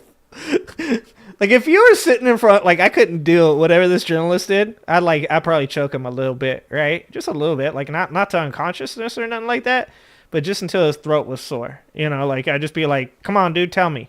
That's all. Like, can't we... Look, these people love Putin, okay? They're big fans of Putin. They've said it over and over again. They'll vote for Putin over Kamala. So wouldn't it be okay to, like, do some, like, KGB shit? Like if the NPR guy were to waterboard him a little bit, allegedly, fucking FBI is coming to talk to me. Like, can you guys imagine me explaining to the FBI? I was just joking. Come on, you don't find a scenario where NPR waterboards Mike Johnson to find out about the secret that Donald Trump told at his Nazi rally? Like, that scenario doesn't seem humorous to you? As this, like, stone-faced FBI agent is just about to tase my ass. Oh, God. It's going to happen. With this regular vagueness that allows listeners to hear whatever they want. Sammy Cheyenne. Here's Dan Goldman. Exactly. We even got his California. secret. Maybe he's from New York. I think he's from New York. Again, extemporaneous. Cha-cha-cha. Here he is talking. It was a concept of a secret. About what his theory about this is. Oh, what the fuck? I haven't had an ad in a long time. Hinted yesterday in his speech that he has some secret with Speaker Mike Johnson. Now, you wonder, why did Donald Trump come to New York 9 days before the election? This state is going to go to Kamala exactly. Harris. Well, and the answer is that the House really runs through New York. There are 7 races that could go either way in the House, and that will likely determine the majority. And make no mistake, the House, we get sworn in. Wait a minute. So, the House, he says, is going through New York, and then Donald Trump sent Tony Hinchcliffe to make racist remarks about a huge portion of their population, both black people and Puerto Ricans. And the way Trump supporters see things is the election is stolen from us. Not, we could have won, but instead of trying to win, we wanted to be racist. And so we had a guy make fun of a huge portion of the population in a state that has 7 close elections. These people are fucking stupid. Jesus Christ. And on January 3rd, on January 6th, the certification of the Electoral College will happen exactly, again, fan. Exactly. Thank you, fan. 2021. Whoever is in control of the House, of Congress, will be able to have a lot of say on what happens on January 6th. And I suspect, we don't know, but I suspect Donald Trump's little secret plan with Mike Johnson is a backup plan for when he loses and he tries to go to the House of Representatives to throw out the Electoral College, the certification from the states, and have the House of Representatives under the leadership and the control and the gavel for Mike Johnson and try to overturn this election. I'm with Jesus Christ. Now, The good news for this is to set aside or to try to alleviate some of your stress, anxiety that you may be feeling about this election, is it looks like we're going to retain the House, maybe even grow our majority there. Not looking so good for the Senate unless something dramatic. I gotta say, Jesse's gotta change his background. It looks kind of Russian. You got the red, the blue, and then the white states above it. Jesse, work on that background. I like you. Was it? Oh no, I'm thinking of Fair and Balanced with the purple background. I like that purple background. Happens. That's just the way the map is laying out. So the Senate has less control over You can't this. unsee The it other thing now. that you need to not worry about so much is the Vice President of the United States of America is in the ceremonial role of certifying the election, not the Speaker of the House. So even if the House were to go the other way and Republicans were to maintain control, Mike Johnson wouldn't have a role. So I would invite your participation in this conversation, whether it be about the 12th Amendment or the 20th. But to be honest, it's like, I don't think that they're really trying to do even what they're talking about. I think that all they're doing is trying to call into account the idea that these things could be rigged, because they're just trying to poison the minds of the people that follow them enough to get them to do something that perhaps creates some kind of scenario in which they can, like sneak in. Because this is what I read about with the Joe Moore thing when he was talking about the Ku Klux Klan. It was like they have this like long-term idea of, putting into like the infrastructure of the KKK, there people in like positions like the DMV, like the lower levels of government, higher levels if they can, corporations, community leaders. Like that's their whole point of view, is that like if they can just get people into these different positions, then they'll have like a wedge to be able to get themselves in if there's any real chaos that ever happens within the government. And it seems a lot like Trump is kind of like taking over this kind of like, white supremacist infrastructure that is being like pretty much provided for him by like the Proud Boys and stuff like that. It seems as though Donald Trump probably has some very like white nationalist people around him that are looking to, obviously solidify power for themselves if there is any type of real like chaos within the government, and the Ku Klux Klan were capable of getting into it. And somebody made a really good observation the other day where they were saying, like, if you think that white supremacy looks like skinheads with swastikas, tattooed on their body anymore, you're wrong. Like, white supremacy now wears button-ups and goes to work in corporations, and they wear badges, and, they've, infiltrated, like I said, the lower levels and sometimes the upper levels of your government. They're community leaders. They're politicians. That is much scarier than even the idea of like the House, like having something. I think that it's more about creating chaos. Fair and Balanced is in Pensacola. I didn't know that. That's not reaching. Bob, I know you can't read, dog, but you should go check out Broken Badges and White Robes. That is literally what's going on in the Ku Klux Klan. As you pointed out earlier, during Obama's administration, white power did explode. In 2009, they planned the assassination of Barack Obama, and if it wasn't for Joe Moore's halted the assassination of Barack Obama by claiming that there were Predator drones that could have took out the snipers because he had infiltrated the KKK in somewhere in Florida. I can't remember it's near Rosewood, though, where that crazy shit happened. But I know you're talking shit, but at the end of the day, you hit the nail on the head, and that is during Barack Obama's presidency, yes, white supremacy burgeoned. The KKK's numbers exploded during that time, and they got even worse during the time that Donald Trump was in office. In fact, Joe Moore identified multiple people that became members of the Proud Boys, the Three Percenters, the Patriot Front or whatever it was.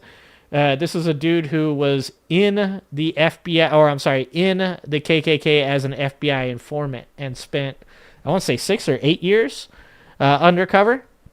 It was really crazy. I come from a background of knowing like skinheads and white supremacists and stuff like that. Like I knew a lot of those guys growing up and stuff, and that's what I grew up with was dudes with swastikas on their face and on their fucking chest and stuff like that. That's not what white supremacy looks like anymore. Like you can read that book. I know you can't read, but maybe have like your nephew read it to you or something, or your cousin wife. If your cousin wife can read it to you, that'd be cool too. What's happening, fatty? I love when I say what's happening, fatty, like I'm just like calling out somebody that's a little obese. The majority of white evangelicals are white supremacists. Yeah, I don't doubt that. Like I said, that book was actually like really eye-opening, and it's only about 150, 200 pages. Because even for me, like I looked at white supremacy as being like a much more basic thing. What I grew up with, just assholes with fucking that were skinheads that were, out like, beating up minorities and fucking, doing crazy shit like that. But after reading that book, like I definitely recognize now that there's more of that type of thing happening in the higher levels of society, and it's actually fucking scary. It really is. Let's see what else we got here. We got the liberal. We got Trey. Oh yeah, we should just play this one more time for Bob. But the podcast. Maybe he had a little catheter. Maybe he drinks more Diet Cokes than me. Maybe he's wearing a diaper, Bob. But the podcast. Maybe he had a little catheter. Maybe he drinks more Diet Cokes than me. Maybe he's wearing a diaper, Bob. Me and Joe are on the same level. We both want to know. Maybe he's wearing a diaper. I don't know. Let's watch the good liars at the Nazi rally. I'm just never going to stop calling it the Nazi rally. What's happening, Lady Freedom? I didn't see a new Titus. I saw a podcast. We're not gonna sit here and watch Titus on the podcast. I like Titus's podcast to watch by myself, but sitting here watching Titus on the podcast it's a little bit on the long form side. Look at this lady. Look at the lady with the bandana and the Trump hat. What's the percentage chance that there's tinfoil underneath that bandana? Do you think it's a 3-layer thing? You think it's like tinfoil, bandana, Trump hat? Or do you think do you guys think it's bandana, tinfoil, Trump hat? Because that hat's sitting way too high up there. Or do you guys think she's a conehead? Do you think that's an actual... She does the face looks kind of like a conehead, to be honest with you. If I were to guess between tinfoil, bandana, Trump hat, bandana, tinfoil, Trump hat, or conehead, I would probably go conehead. I'm thinking conehead. Mike's with me. Mike knows. Mita's with me. Good job, Mita. We're going conehead, guys. We're going conehead. That happened. These guys are my favorite right now. I'm gonna be honest.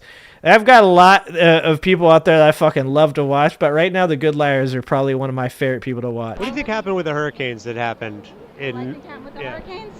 I think that they want the land. I think that the government wants the land, and this is... Like, can we just...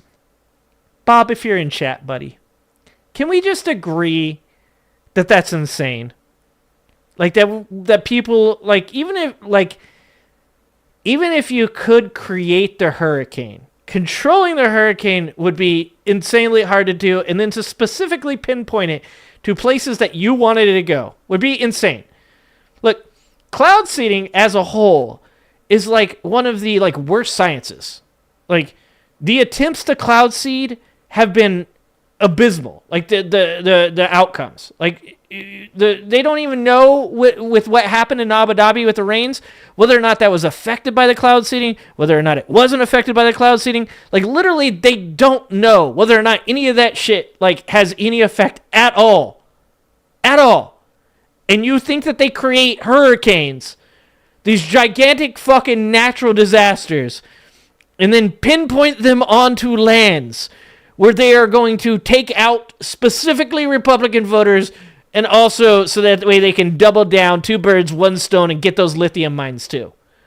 It's the government. If they want those lithium mines, they don't have to fucking create a hurricane. This is like the same shit, dude. This is the same shit with the Kamala got the questions before the debate. It's like you create conspiracy theories for the stupidest shit. Remember when we used to create conspiracy theories for cool stuff? It was so much more fun back then. Back when we were like, if they're like, you think Mexicans built the pyramids? I think I should start that conspiracy theory, actually. Because fucking Mexicans get shit done, okay? If I asked some of my neighbors back where I come from to build a fucking pyramid, that shit would have been done in 3 days, okay? 3 days, all right? Because they get shit done, all right? Fuck. Like, why is it always with the weird conspiracy theories that they're fucking pointless? Why would the government run a hurricane over the lithium mines so that way they can take the lithium mines? That's not, like, literally they would just buy that shit out from under people. Jesus Christ. Yeah, eminent domain. Thank you, Mike. That's what they did. But what do you mean what they did? They made a fake tornado. Right. Yeah, they planted. Yeah, exactly, whatever fam. they do, they pull with that. Manipulated the weather. The weather, exactly. But you think the government manipulated the weather? I think the government is not our friend, sir. The government is not our friend. Do you think the government created the hurricane to hurt the United States? Absolutely. Not to hurt the United. They want the land. They want the land for the. Like, can you imagine if like some of these politicians have to have family in some of these places, right? And I know that these people just believe Democrats are that evil. Like, they're just that evil. They would do it to their own family. But it's like, if you were to create a hurricane and run it over, and like your fucking cousins there, you're like, sorry, Bob. Sorry. For the what is that? The batteries, uranium stuff, whatever it is. Lithium? The lithium. The only reason I know that is because another. They like don't even know what the fucking the material is. They don't know what the metal even is. They're just like, I just know that it's used in batteries. I heard Steve Bannon said that that out there they've got the stuff. It goes in the batteries. It's what makes the batteries have energy. Yeah, the energy. That's what it has. It has energy. It makes the cars go. Okay. Oh, did you know Elon Musk is the person who creates the light? Yeah, Elon's actually really cool though. Fuck. Lady at a Trump rally told me. Oh, they know. You don't know? You don't watch the news? You know. I do watch the news. Yeah. Do you watch the news? No, not. Almost got her. Almost got her. We are here in Manhattan, outside Madison Square Garden. People have made the trip from Long Island, from Staten Island, even as far as New Jersey to be here. Did you guys come in from Staten Island, Long Island, or New Jersey? Long Island. New Jersey. Long Island. Long Island. New Jersey. Long Island. All right. So there you have it. Do you want Trump to be a strong leader? He is a strong leader. Do you want him to be like the strongest president in history? He already has been. Do you want Donald Trump? The knowing look. That's like the funniest thing. That is, if you know what Dunning-Kruger is, if Dunning-Kruger had a face, it would be that dude's face. That guy should change his name to Dunning-Kruger effect. I actually mean keep the effect, not just Dunning-Kruger. Dunning-Kruger effect. That face is like the prime fucking example. Oh, thank you for the $10, fan! Does no one remember the Grove? These people who are rich and powerful used to get together in a forest where they did weird stuff like Masonic rituals that looked the same. Exactly. Those were the good fucking conspiracies. The Bohemian Grove. Exactly, fan. And then, like, remember, like, the Skull and Crossbones fucking group? Remember that shit? Remember when we used to all, like, get along and we were, like, rich people, like, do crazy shit? Like, and we were right, because look at Diddy. Look at Epstein. But we can't even enjoy this moment of, like, being right together because of a bunch of fucking people in our country were like, yeah, we hate fucking rich people. And we're like, well, you guys are supporting a billionaire. And they're like, he's like us. Like I said, I can't go, like, 5 fucking sentences talking about Trump supporters without encountering hypocrisy. They're like, rich people sacrifice children. That's what they do. I don't know if you guys know this, but they sacrifice the children. They eat the babies. And you're like, oh, like that rich person right there? No, not him. He's a good one. He doesn't eat the babies. He looks like he eats babies. No, not him. He loves us. He's like us. He's nothing like us. Fuck! Can we please go back to the good old days of cool conspiracy theories? God damn it, man. Like, I want to be able to say things like, you know, maybe there was a second shooter on the grassy knoll without fucking people being like, oh, do you support Trump? And I'm like, no. They're like, oh, that's weird because that's like some dumb shit that Trump supporters say. And I'm like, you know, normal people that don't vote for Trump also like want to be able to talk about crazy shit. We would like to. Can we raise our hands over here? Can I say, please? I'm not a Trump supporter. Fuck, man. I just want to fucking be able to like fucking talk about aliens and shit. Like I can't. To go after some members of the media. So I'm talking about aliens, dog. Absolutely. The media needs to be corrected. It's just so biased. Hey, go, Tio. We could be talking about that shit. Do you consider Donald Trump a nationalist, somebody, an ultra-nationalist? Absolutely. Trump gets along with everything. Trump keeps the peace. Trump makes the economy better. Do you think Trump is the only guy? Like, dude, years ago, if you saw somebody, like, fucking all this MAGA shit, if you saw somebody saying all of this, and you, like, let's say you didn't know who Trump was. Let's say he's a new candidate. And you heard a person say all of those things about that person, you would be worried about this dude. You'd be like, oh my God, like there's no way anybody is that perfect. Like everybody's got something wrong with him, right? There's no way this guy could think that everything this guy does is perfect. Like you would think he was a plant. You'd be like, this guy's obviously paid to say these things. And now we're just like, no, that's just a normal ass Trump supporter. It's fucking wild. For the job right now? He is the best candidate. The best candidate? And the toughest. We need him. Do you think Trump is a fascist? No. After he's like, yeah, he's ultra nationalist. That's amazing. You heard the reports of his former chief of staff, John Kelly, saying he believes Donald Trump is a fascist? Nope, don't believe it. Don't believe it? Nope. He said he's a fascist. He gave the definition of fascism. He was like, he is an ultra-nationalist. He's like, we covered the entire 14 points of fascism, and it turns out that Donald Trump is 14 of 14. Do you still feel like he's not a fascist?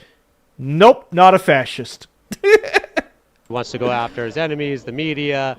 He said he's like a strongman candidate. What's your thoughts on that?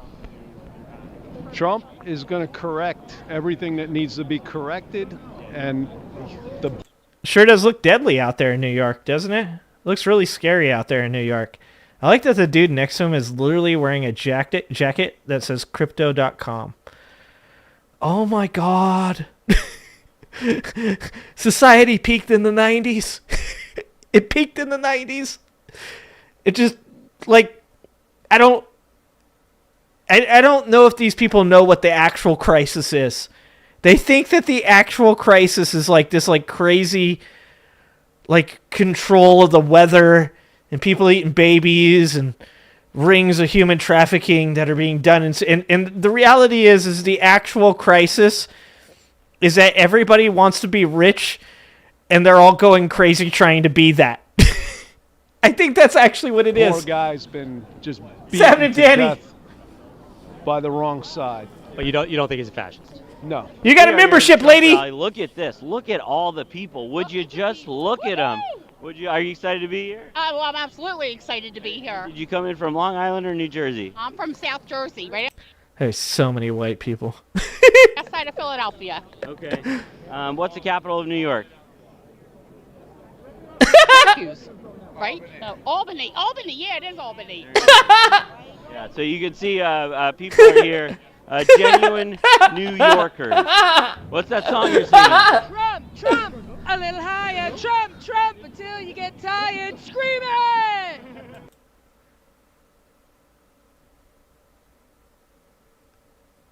What? That's somebody's auntie. That's somebody's sister. That's somebody's daughter. That's probably somebody's mom. Holy fuck. Did she get wine drunk at like noon on a Tuesday? Alright guys, don't call me out. I know it was like Saturday. But also, still kind of weird. Workers. What's that song you're singing? Trump, a little higher. Trump, until you get tired screaming. Woo! Trump 2024, where am I going to be on? I'm gonna keep singing. He's no racist. Do you think Donald... Oh my god. Guys. If one of you ever has to like randomly come on camera and be like, he's not racist, I'm going to start becoming concerned that I might have said something racist. You know, there's not a lot of times where you have to jump on camera with a person when talking about your political opponent and randomly say he's not racist. That's like, it's like carpet bombing defenses for your political candidate. Like you just jump in every once in a while and you're like, he doesn't SA people.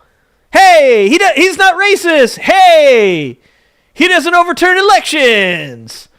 Like generally you don't have to do that. You know, I've never seen in an interview a random person pop into the interview and go, Kamala's not racist. Biden's not racist. Clinton's not racist. Obama's not racist. I have heard somebody say Bush is racist. It was Kanye. Kanye did it. Donald Trump would admit if he loses? Good point, TOG. Good point. I have no idea. Nope. Given the past, do you think he'd admit if he loses? I'm not Donald Trump. Oh, Nana, that's a good point. Nana says, what are these people going to do when their kids and grandkids find old videos of them or me or both? They could just find both, right? Like, fuck, imagine if they find videos of me mocking their grandmother. Like, their great-grandmother. They're like, this fucking bald ginger guy. Who are they more ashamed of? Me mocking their great-grandmother or their great-grandmother for getting mocked by a bald ginger? Oh, man. I told you guys, this is like Easter egg shit. This is historical at this point. The internet is for fucking ever, dude. This shit is never going away. Never going away. Fucking 20 years from now, when the AI is analyzing humanity, it's going to go over videos like this. And that's when AI decides that humanity is not necessary. Thanks, Trump supporters. Thanks. I believe that was either Redonk or Tia. Tia, you gave away memberships. It might have been you. It was either Redonk or Tia. One of those guys gave away memberships. You're just not Donald Trump. I'm not him. I can't answer for him, so I can't say that. Okay, honestly, I thought you were Donald Trump for a second. What did he ask? We gotta go back. We gotta go back. We gotta go back. Do you think Donald Trump would admit if he loses? I'm not Donald Trump. Like, that's such a weird... Like, if you came to me right now and you were like, do you think Kamala will admit if she loses? I'd be like, yeah. Why? Why are you asking me that? Like, Kamala say some crazy shit? Like, what a fucking Twilight Zone weird universe. I think Mike was saying Twilight Zone. Now it's stuck in my head. This is fucking You just Twilight have no Zone. idea. Nope. Given the past, do you think he'd admit if he loses? I'm not Donald Trump. You're just not Donald Trump. I'm not him. I can't answer for him, so I can't say that. Okay, honestly, I thought you were Donald Trump for a second. No. You should just be able to answer for him. You know, abortion, but we try to talk to people into maybe having the baby, giving it up for adoption. Abortion is banned in several Republican states. Well, in some states. Thank you for the 10 memberships, fan. Reek the Freak. I like that name. Lisa. Proverbs 31:25. Better look that shit up now. I told you guys a couple times, like people that are like Trump supporters are gonna get some of these, and that shit makes me just like giggle. I giggle inside.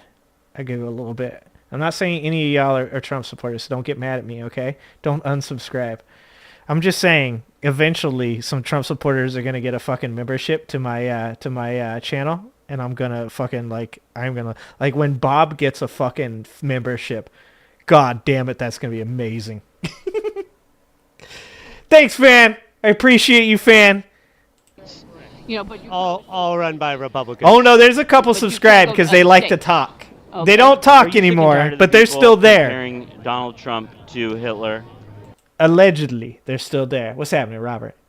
They're still there, though. I can see all the subscribers. I know that there's still Trump supporters that are fucking subscribed to my channel. I know y'all fucking watch, and it's okay. I don't mind it. I told you, it's a weird kink. But hey, if you want to get shit on, if that's your kink, then I'm cool with it, all right? Like I said, I'm all love. I told you guys I've been saying this since the fucking beginning. When the cult devolves and people start drinking Kool-Aid and you don't get in line and take that dipper, pour that red Solo cup, and take you a chug, okay? And if you're one of those people that don't do that, I'm going to be standing outside the gates with a cigarette and a hug for you. I'm going to be like, here you go. Love you, appreciate you, welcome back to sanity. Anytime the Trump supporters that watch my show would like to come out and just say, man, I don't want to do this anymore. It's fucking crazy. These people don't represent me. I'm not into it. I made some mistakes. Please forgive me. We are here for you. I will hug you. I will tell you we love you again, okay? But you got to get right. You got to get right, okay? You got a concept of a bomb. The only person that is saying that is Kamala Harris. Well, and also Trump's VP. Yeah, fan. I agree with you. Fan says they hates that how much the YouTube takes. YouTube takes something like it's like 55% of I think it's super chats. I can't remember the totals now, but like for the that's why I say like the memberships and stuff are best because it's less money and people actually get something out of it. So I know I did the super chat skull thing. I did that because I was just fucking around with the option. I'll answer you guys' questions. You don't need to super chat me. You guys know that. You guys know you can ask me questions anytime. You don't have to super chat me nothing. You guys can just ask me questions and I'll answer it because I fucking love you guys. But if anything, like I do one day want to figure out a way to find more time in my personal life to be able to do stuff for members, like either like have like video game streams where we play video games and like members get to watch it, or maybe watch like science streams, because I know sometimes the science streams don't go over well with the political people. The political people want to watch the politics stuff and they come in and I'm watching shit on the James Webb Telescope. It's not their shit, you know. So maybe we'll put up I'll put up a poll in the members section and you guys can answer what you guys would rather see, like gaming live streams, science live streams, religion, history live streams. Like I love everything. I love education. So I like just like sitting down and just watching documentaries and letting my mind work. Like that's what I'm all about. So, you know, maybe we'll put a poll up to make that happen and see if you guys could be into that. YouTube is greedy as fuck. Yeah. I mean, like I said, most of the time off these kind of videos, like if I get like 1,000 or 2,000, memberships, 1,000 or 2,000 views, I'll make like $8 or $9. I was saying that about musicians the other day. It's crazy. So if you have a video that gets like 200,000, 300,000 views, you might make like $500. Like, can you imagine being a musician, putting all that work into like, you know, the video, writing the song, producing the beat, and then you put it on it and it actually like gets some views and it gets 200, 300,000 views and the most you get out of it is $500. Meanwhile, YouTube is getting hundreds of thousands of views and people coming through and seeing ads and revenue. It's insane. It's insane. It really is. Who? J.D. Vance is comparing Trump to Hitler? I never heard that. You said Trump might be America's Hitler. I don't believe that was said. I did not hear that. I don't believe that would. No, he's. But here's the crazy thing about what she's saying here. It would be like, okay, fine. All right. So here's him saying it. And if that, like, if that triggered in this lady, oh, okay, well, either that makes me upset with JD Vance that he would say that, or it makes me wonder whether or not JD Vance is right. Like, that would be the logical thing to happen off of hearing something about that, right? Like, if somebody told me, oh, did you know that Tim Walz called Kamala the C word back in 1998? I'd be like, no, he didn't. And they're like, well, check it out. Here it is right here. I'd be like, damn, that's crazy. Like, hold on. That's not fucking cool. Like, it would change my opinion of Tim Walz. You know, like, I'd be like, man, fucking, I hope there better be an apology somewhere about that shit. Like, and this is him, like, literally calling Trump Hitler. Like, he literally said Trump could be America's Hitler. He was like, he's, what is he? The exact quote is something like, sometimes I wonder whether or not he's just a clown. And then sometimes I wonder whether or not Trump is America's Hitler. Like, that's a pretty wild thing to say about a person and kind of back down off of. Like, you could call me the C word. That's fine. And then apologize later. If you call me Hitler, I'm going to be a little concerned about why you thought I was going to be Hitler. Said that. Trump is 100% for the people. He's for making America great again. Right, no, I'm just asking if you're... JV Dance! Hear Dance! anything about that? Yeah, he said Trump might be America's Hitler. I don't think so. I think that Trump... No, he did. No, I think that... No, but he did. And he's going to straighten out the country, the economy... That's like, you can't tell me that's not mental illness. That's mental illness. He's going to turn around. It's going to be soaring. The border... No, I totally understand the economy and everything, but I'm saying J.D. Vance did say Trump might be America's Hitler. You're telling me that. I didn't hear that. I didn't hear that. Okay, did you just manage to not hear it? I just did not hear it. No, I never heard that. All right. So there you have it. Some people out here sure that Donald Trump is going to win, and somehow not having heard, big news that everyone seems to have heard. I think he won New York. New York State, Donald Trump. It's so crazy. Possibly. Do you think he's going to win this year? Absolutely. 100%? 100%. Want to bet $100 on it? That he wins New York State. $100 that Donald Trump wins New York State. I hope so, yes. Okay. All right, can I get your contact? Can I get your contact info so I can collect my bet if I win? Give me a phone. That's So, do you think Donald Trump amazing. will win the state of New York? People are saying He will. I know it. Yeah, I talk a lot of shit. At least she put, well, we don't know if she's put her money where. I want a follow-up video on this. I want a Good Liars follow-up on whether or not she doesn't pay through on her bet. Because there's no fucking way Donald Trump's winning New York. That's the insanity of the MAGA cult, is when they say things like Donald Trump's going to carry California. Bullshit, he is. Dude, good luck with that one, my friend. That's insanity. And that's how crazy these people are. They're like, no, he's going to clean sweep all of the states. Like, that's like Napoleon level bullshit. Like, Napoleon used to say, like, 927 million people all voted for me and 3 people didn't. Like that's the type of craziness. Like, that somebody like that, like, there's no fucking way Donald Trump takes California or New York. No, he will? Yes. You're 100% sure? I'm 100% sure. Do you want to bet on it? Yes. Okay, $100? Saturday, Liz. What's your MAGA mullet hat. email address? We'll keep in touch. No, I'm not going to say it here. Okay. But do you actually want to bet? Yeah. Okay. You think the polls are lying about New York? Absolutely. Dude, they are going around betting people. This is amazing. Oh my God. But you know what? No, it isn't. You know why? Because if they lose, they're just going to say it was rigged. They're not going to pay up on the bet because they're going to be like, yeah, we're stolen. The election was stolen. You think Donald that's Trump what they're is gonna going to say. win New York? That's what they're going to say. Absolutely, 150%. Do you want to bet $100 on it as well? Hey, Ryan Reynolds here. Hi, Big Ryan. Wireless has once again raised their prices. In Uh. response, Kamala Harris is a slimy communist. She's going to do what the globalists tell her to do. Kamala Harris is actually a communist? Actual communist. She's the first. Bro, where's your chin? The weirdest fucking people, dude. Just look at that video, dude. Like, anytime you pause a Trump supporter video, you can just look at the people in the video and you're like, these are the weirdest human beings I have ever seen in my life. And I grew up in a trailer park. These people are really, really weird. Next to a fucking crazy house.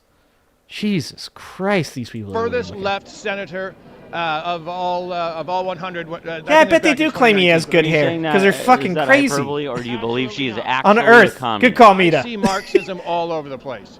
In what sense? I mean, she was a prosecutor. This is not a career path for a communist. Absolutely it is. Oh my God, these people. It just reminds me of the lady the other day that they're like, what is communism? And she was like, that's where the government is in control of everything. She's like, that's where the government owns everything. Oh my God. Oh, fuck, it's not real life. Why would they want to interrupt the certification of a presidential election, which Joe Biden was... Investigate the votes and how many more cheating was I'm going asking why would Antifa and all of them Oh my interrupt the God. certification of a presidential election in which Joe Biden was going to be certified as the next president? You're saying they posed as Trump supporters on January 6th. Why would they do that? to make Trump look bad. All right. Because that's what this is. This is how important they think Trump looking good is. They think everybody else thinks the same way Trump does. So they're like, just making Trump look bad would be enough. Like, dude, it doesn't make any fucking sense. Why would they fucking go in there and overturn the results of the election that Joe Biden won? It doesn't make any sense. And then, like I said before, it's like, okay, so then if those people are Antifa, then all the people that went to jail, those people are Antifa. No, those people are patriots. Well, hold on. The people that did the worst shit on January 6th weren't Antifa. Those people were the patriots. Yes, but the people that were actually trying to make Donald Trump look bad were Antifa. Yes. It doesn't make any sense. Appreciate it. When the big blue toilet cities allowed Antifa to burn the joint. I'd imagine Stallone does not like it. Do. They stoke violence. The big blue toilet cities? Portland, Chicago. You're in New York right now. Yes, I know. Are you frightened of being in New York? No, I've been here for decades. Why do you think I'm not from here? Well, you're calling it a blue toilet city. It is. In many ways, New York it's not as bad as Portland or Seattle or San Francisco, but... That was a great question. So are you afraid to die right now? Are you afraid you're going to get mugged right now? Is this, do you hate the city that you claim to love? Like, Jesus Christ. Jesus. What's so bad about New York? What's so bad about New York?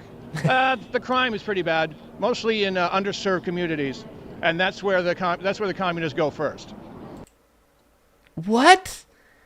What the fuck is he talking about? I mean, yes, crime in underserved communities is fucking prevalent because people that are in these underserved, like, they don't have a reason not to. This is literally where I come from. This is like one of my talking points, and then he turned it into communists go there. Let me tell you guys something, guys. In my neighborhood where I grew up, there was zero communists. Zero. You know what there was a lot of? People that would have supported Trump. In the trailer park I grew up in, if you asked the majority of people in that trailer park who they supported, it'd be Donald Trump. Jesus Christ. The wrath of God. Oh my goes God! to force. We cannot remove God from our country. And What do you mean the wrath of God? I feel like with Kamala Harris. You're saying the wrath of God is coming after Kamala Harris? No. I'm saying God is very not. Sorry. Let me. She's about to say God is very not happy. What is this God figure? This God figure that gets upset about Kamala Harris being elected. That's a very strong statement about an omnipotent being. that it's upset that Kamala Harris is being elected? That's a really weird thing for God to be focused on. Does God, like, and why is God so into American politics? Does God not, like, care about, like, Holland? Turkey? Could God do something about the Middle East? You know, God's spending a lot of fucking time concentrating on our election. I think God should probably take a look at the Middle East. It's been pretty fucked for a pretty long time. I feel like if God wanted to, God, if you want to, like, you can not pay attention to our election this year. That's totally fine. You can go to the Middle East and concentrate on that. Or also, God, Uganda. Uganda could also use your help. There's some starving kids, God. There's children with cancer. There's people that are beating their wives. There are people being assaulted sexually. You can focus on any of those people you'd like to, God. I'm just letting you know, if you're watching the show right now, this woman seems concerned that you are hyper-focused on the Kamala Harris-Donald Trump matchup. If you would like to, go deal with the kids that have cancer, please. Jesus Christ. Somalia. That's a good one, Robert. There's a lot of other places that could possibly be concentrated on. I feel like this is just like a bad idea to be concentrating so hard on this election. No, take it back. For Donald Trump at that. I don't think that God is happy with what is happening right now. She wanted to say homosexual is so bad. She was like, what is going on right now? It really depends on the God that you're praying to, and whatever push you feel with it. Wait. Did we go back to a pantheon of gods? I thought people were monotheistic nowadays. Did we go back to, like, having multiple? Because if we are, I would like to take on...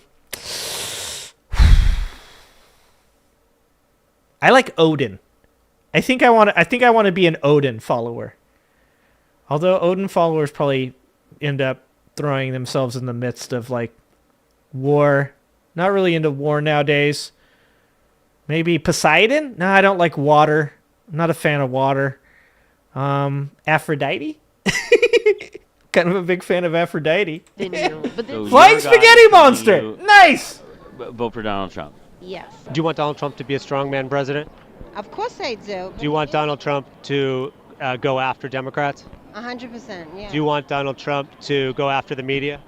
Yes, I do. We need a new whole system on That the is media. wild. Do you think Donald Trump is the only man for the job? Right Loki? now, Loki's a good 100%. one. The only guy that could do this is Donald Trump. The only one? Who else is there? Who else can put up what he does? Do you think Donald Trump is a fascist? Absolutely not.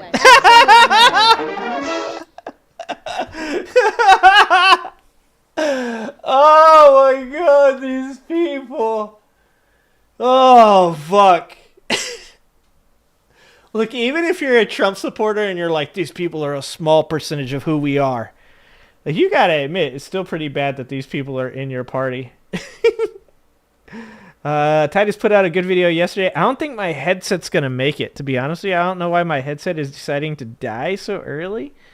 Where are we at? We're probably 2.5 in. I guess it's not that early. Yeah, we're 2 hours and 15 minutes in and my headset's already starting to die.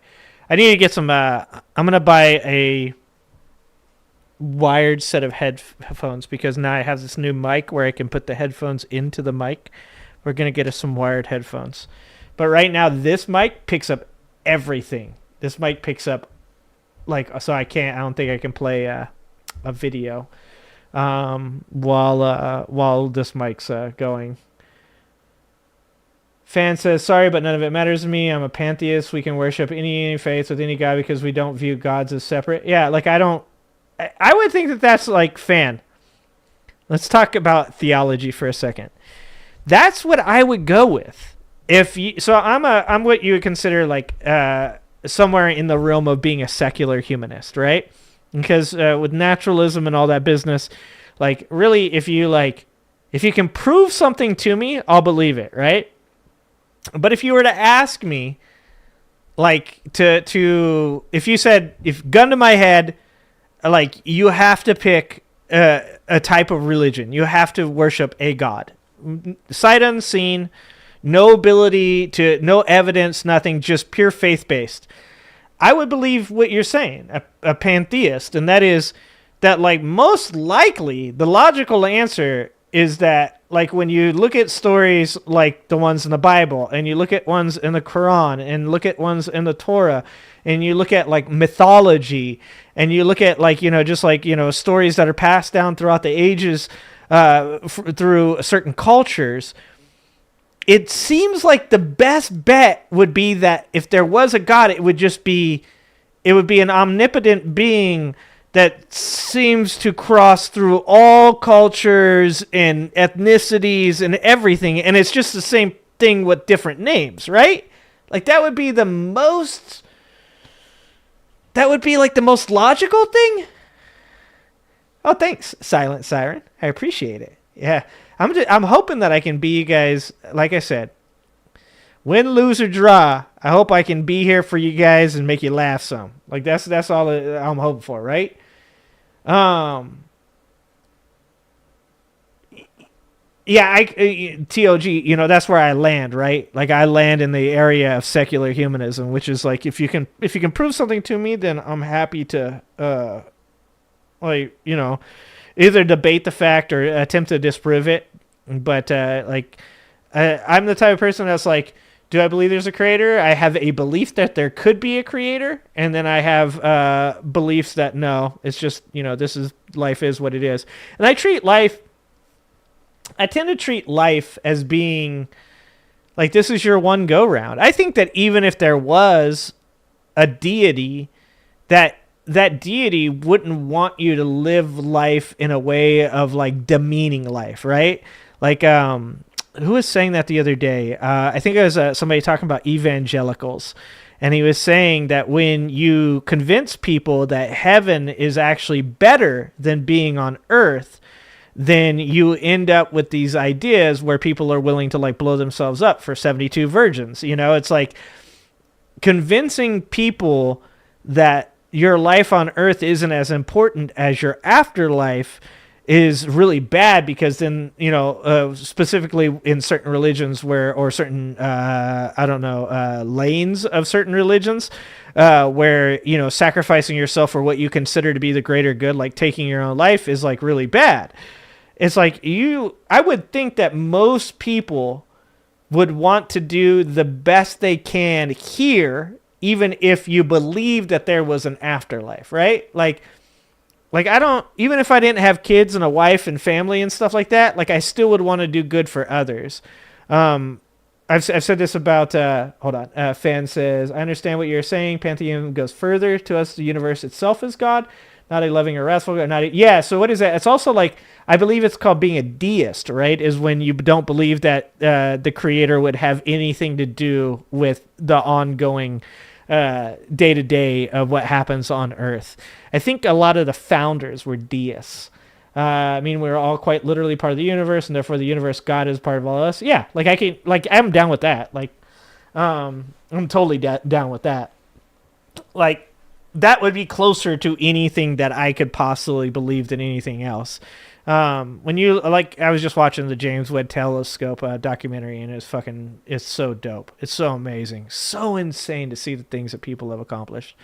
But anyways, get back to what I was saying is, like, I really think that, like, we trigger so many, like, good chemicals in our brains by helping others. Like, it feels like, like, obviously there's evolutionary explanations for that. But if you just wanted to get away from the evolutionary explanations for it, and you just wanted to be on more of, like, a religious tilt, then you would have to wonder why we feel so good helping others. Like, you would want to know, like, if you're on a religious basis, like, well, what does, God want me to do or whatever? Well, it seems like, the chemicals that, create happiness in the reward system in our brains are mostly triggered by doing things that help other people. And so therefore you would think that a God, a real, like, omnipotent being that is in some way, like, interfering in day-to-day human life would be influencing you through these, chemicals that are created in your brain to help others. And therefore you should do that more often. You know what I'm saying? Like, that's like, that's to me the most solid answer coming from a person that's not religious. Talking to religious people, I might sound like a moron. I like I said, I base my values in evolution, so I believe that the reason that those chemicals are triggered in your brain are because they were very important to like very early hunter-gatherer tribes and have been very important to human races. I feel like probably the proliferation of the human race is really like the meaning of life. But I've said this about like when Trump supporters come in here and they're like, what are you going to do if like, like, you know, like Kamala didn't win, like you wasted your vote or whatever. I'm be like, no, I'm okay. Like I voted for Kamala because I thought that was the right thing to do. And I don't vote for Kamala for me because in the end, like my life where I'm at in my life, I'm upper middle class. I own my own home. I have a family. I have a career and I have a hobby where I get on YouTube and say dumb shit. You know, like I'm good where I'm at. I live in California. Like, you know, when Democrats become president, Texas doesn't get touched by them, right? When Republicans are president, California rarely gets touched by them.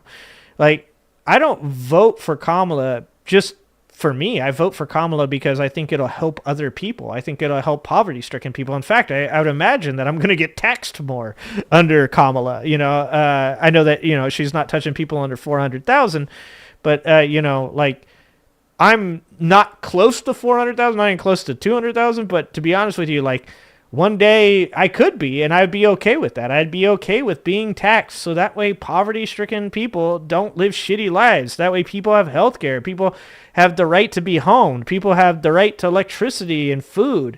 Like, I don't have any problem using my vote to take something from me to give to other people that are in need because I actually believe that that's, like, really where we should be. Yeah, pantheism is basically universal spirituality. Yeah, that's not bad at all. There's nothing wrong with that. Your family voted today in San Diego, Nathan. Good job. Good job. Get out and vote. Jeremy says, the all source, the eternal, the all is the everything in the universe, the quantum shit. Yeah. Quantum mechanics. Yeah, you guys want to get into some crazy stuff. I love quantum mechanics. So, like I've told you guys before, like, as far as like having like icons or like idols or whatever, I don't really have idols. I have people that I think are badass human beings. Like I think Elton John and I think Tina Turner is two of the most badass human beings on earth. I've read a lot about military leaders. Ulysses S. Grant, Napoleon, George Washington, Julius Caesar, Alexander the Great. You know, like I've read about like a lot of those types of people. And that's the stuff like that I'm interested in, but I don't have anybody that like I look up to, right? Like I've never been that kind of person that looks up to people, but Einstein is one of my favorite human beings. And, you know, quantum mechanics obviously became a thing, with Planck and Bohr during those times. Marie Curie. I don't think she had anything to do with quantum mechanics, but I could be wrong about that. But that whole period of time was just like insanely interesting to me. And quantum mechanics is one of those things that like is like, it really is trippy. It is very interesting to look at quantum mechanics because the idea of something not being somewhere yet being somewhere is like fucking mind blowing. Billy Carson. How do I not know what that is? It sounds familiar. You believe in reincarnation and multiverses? Yeah, Tia, string theory. String theory is a part of the multiverse idea. You know, and like there's crazy, crazy things when you get down to it and you like, you know, you let your brain wander a little bit. You start thinking about, I've thought about things like, you know, what if the reason that you're still alive is because you never die in the way that you think you do? Like, what if you die in a multiverse, but the next time that you open your eyes, you're in your next life? You know, like, there's so much that human beings don't know. And it's wild to think that there's so many people that are absolutionists about knowing that something is what it is. You know, like, I'm not that kind of person. I really like, that's why I like secular humanism, is because I like just like taking information as like it comes to me, you know, tearing it apart, looking at it, seeing what I like, what I don't like, coming back to it later, seeing things I didn't like and realizing that now I do like it. Like, that's like that I love the workings of the brain. I really do. Yeah, I wouldn't say I had faith though in Tina Turner and Elton John. When I say that, I look at Elton John and I go, you know, Elton John was magnificent during his time. He still is. But he was one of those people during a time when it was not okay to be openly gay, and he stood up in front of everybody and was like, yeah, fuck you, I'm gay. You know, Tina Turner was going through so much, like, domestically, like, with fucking Ike during that time, and she was still, like, you know, a role model to human beings across the fucking globe. Like, you know, I wouldn't say I had faith in them. I just look at them in this, like, kind of weird way of, like, it's neither, like, icon worship, nor is it, like, in any way do I mean to, like, demean the things that they do. I just look at it and just go, that's a good thing. I recognize it, I guess is what I would say. Yeah, Schrodinger's cat, silent. Yeah. Dude, double slit experiment. See, I've heard that too. I've heard that double split experiment. Yeah. Up quirks, down quirks, weird quirks. What are the other quirks? Strange quirks, right? Dude, I went to a Brian Cox talk. He gave a lecture. Brian Cox gave a lecture in San Francisco one time, and I took my whole family there.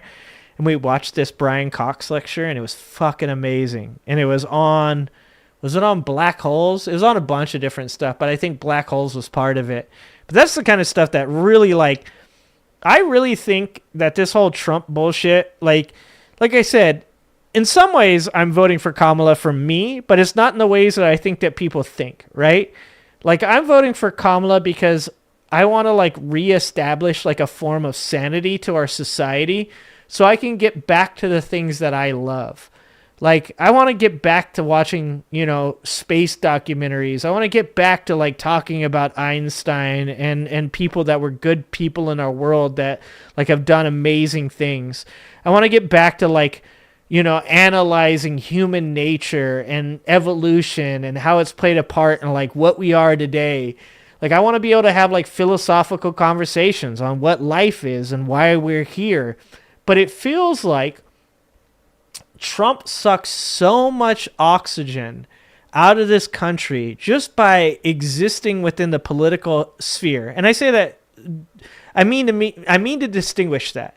Because I think when Trump was just like a reality TV show, I don't think he did the same thing. I think he was annoying. I think he was like a pest. But when he started inhabiting like the political sphere, that's when it really became like this like oxygen steal, like oxygen theft, right? Like it felt like, and it still feels like, we can't have intelligent conversations. It feels like we can't have fun conversations.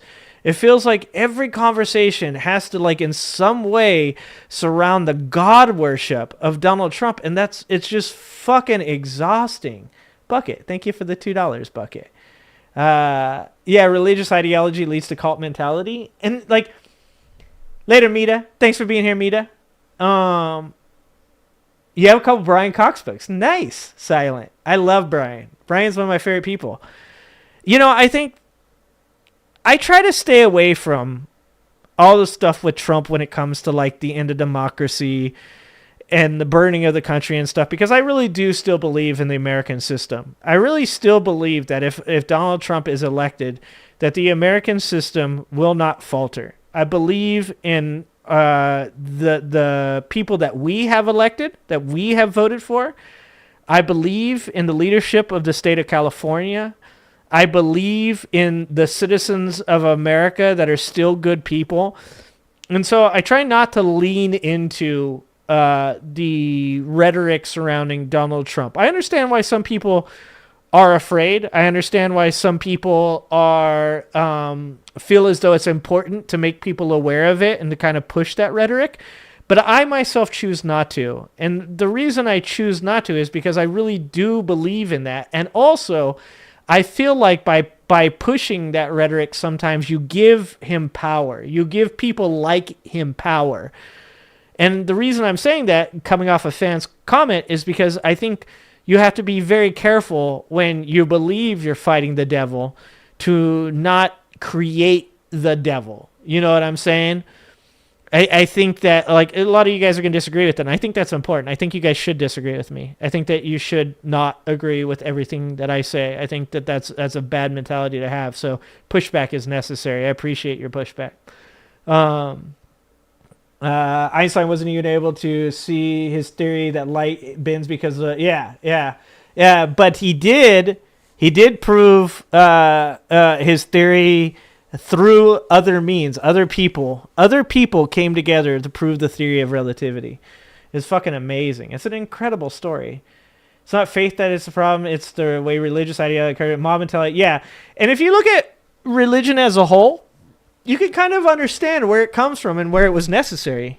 You can kind of understand, like, you know, back in the day when there weren't police forces and stuff like that, where it was like really important to say to people like, yo, don't steal people's shit.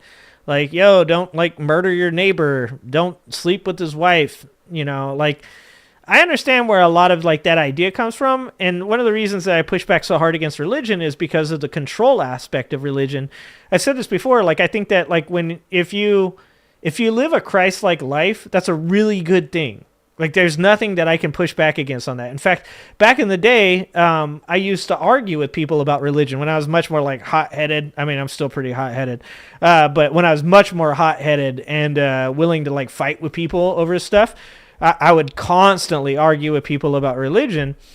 And the place that always get me was they'd say, well, you know, like, how do you feel about like how it affects prisoners in prisons? And I go, well, I guess like that's not a bad thing, you know, like it's like, well, it's like it saved a lot of these people and like changed them for who they were, right? And I'm like, all right, I guess that's good. And they're like, well, what do you think about like homeless shelters and like, you know, religious people feeding the homeless? I'm like, all right, yeah, you know. So there was a lot of times that I had to admit that in many places religion has a good effect, a positive outcome. But I almost always come back to the control portion, and that's, I think, why I push back so much against Trump, is because I feel like Trump also does the same thing. Is that Trump uses fear and anger and hatred to control people. And it's crazy to me, and maybe this is because I've always been a leader. I've never been able to work underneath other people. I've always been elevated to you know, leadership positions. But I've never been able to not see control.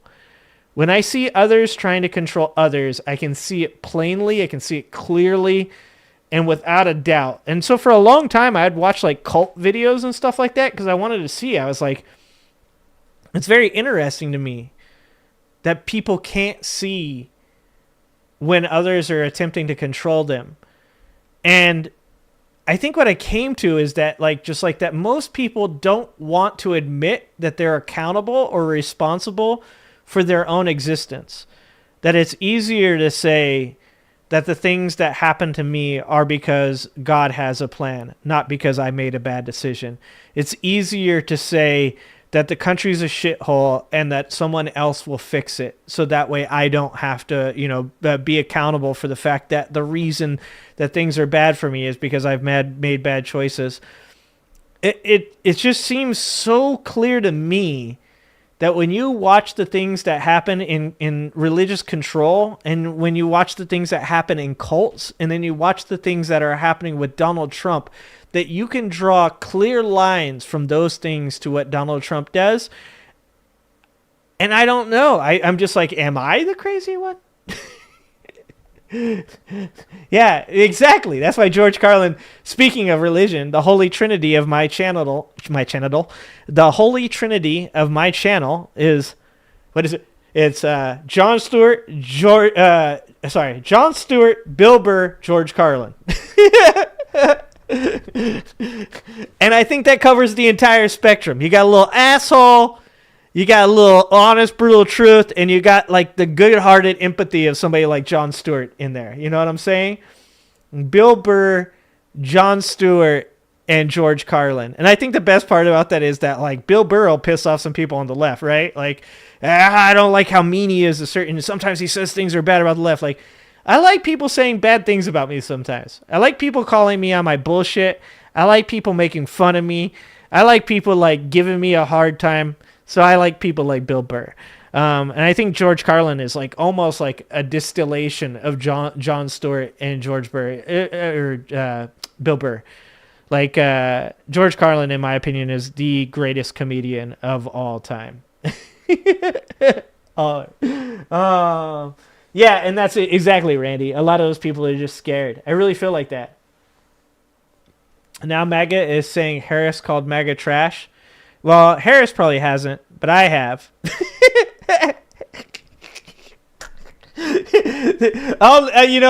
Like I said, I'll always be that person. I've told you guys before, I love when people come in and they're like, debate me. And I'm like, okay, but you're an idiot. And they're like, that's a, what do they call it? Ad hominem. I'm like, oh, dude, if you think I'm not going to insult you, bruh, like ad hominem is my middle name, all right? I'm going to call you an idiot. I'm going to call you a moron. I'm going to tell you the things you think are stupid. I've said this before. If I'm in a discussion with a senator, if I'm in a discussion with a political scientist or something like that, like sure, for sure, I can turn it on and I can be highbrow. But if you want to go, dude, I'm trailer park through and through. You want to get to the very core of my being, who I am as a person. I talk mad shit, and that is who I am. And I love it. I enjoy it. Confrontation doesn't scare me. Being aggressive is in my nature. Like, that's how I've gotten to where I am. And, the proof is in the pudding. So I'm always happy to do it. Dude, pretty much, Mike. Nostradamus reincarnated. Pretty fucking much, dude. Oh... I hope I can, Jeremy. I hope I see it pretty well. It's not a particular religion, it's behavior they encourage. Religion can do good, but it requires those who follow religion take personal responsibility. 100%. That's like my favorite like religious quote is God who helps those who help themselves. Because A, it's funny as fuck, all right? Like there is no funnier thing than being like, yo, like, I wish God would help me be wealthy. And somebody's like, well, God helps those that help themselves. And you're like, well, then didn't I do that shit?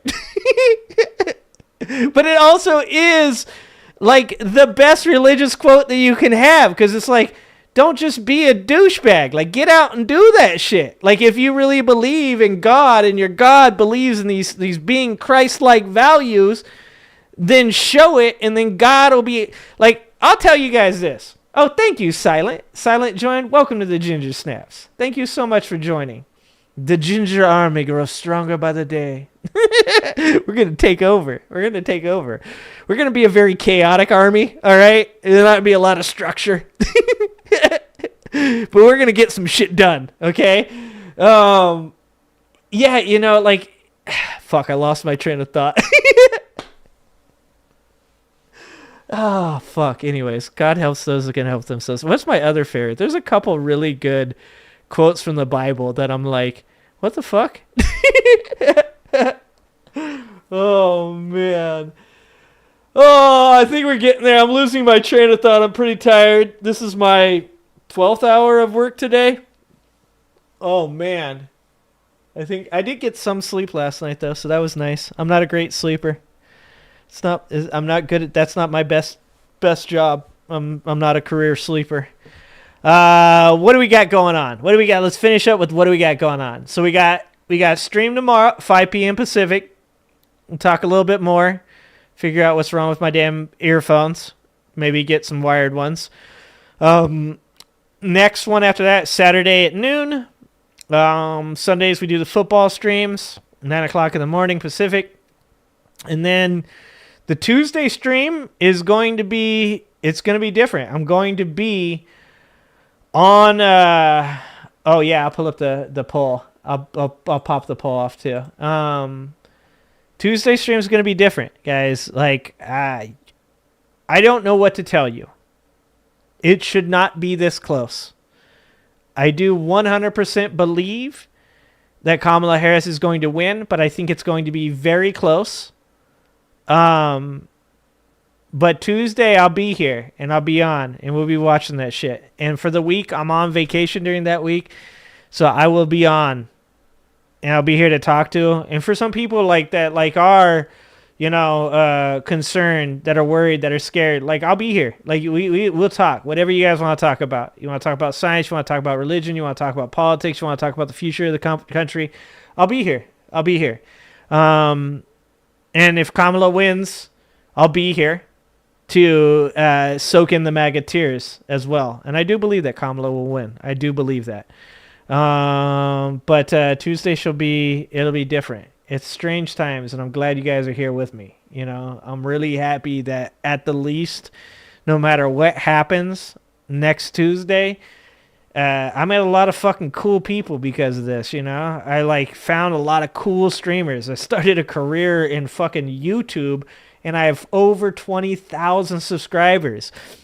I wouldn't believe any of that shit if you be honest. I grew up as nothing, as poverty-stricken as you can be, down in the dirt. Like when I was a kid, people said I was gonna go to prison. Like that's what I was supposed to do, and instead I'm here. So this shit's been really fucking cool, guys. It has been really fucking cool.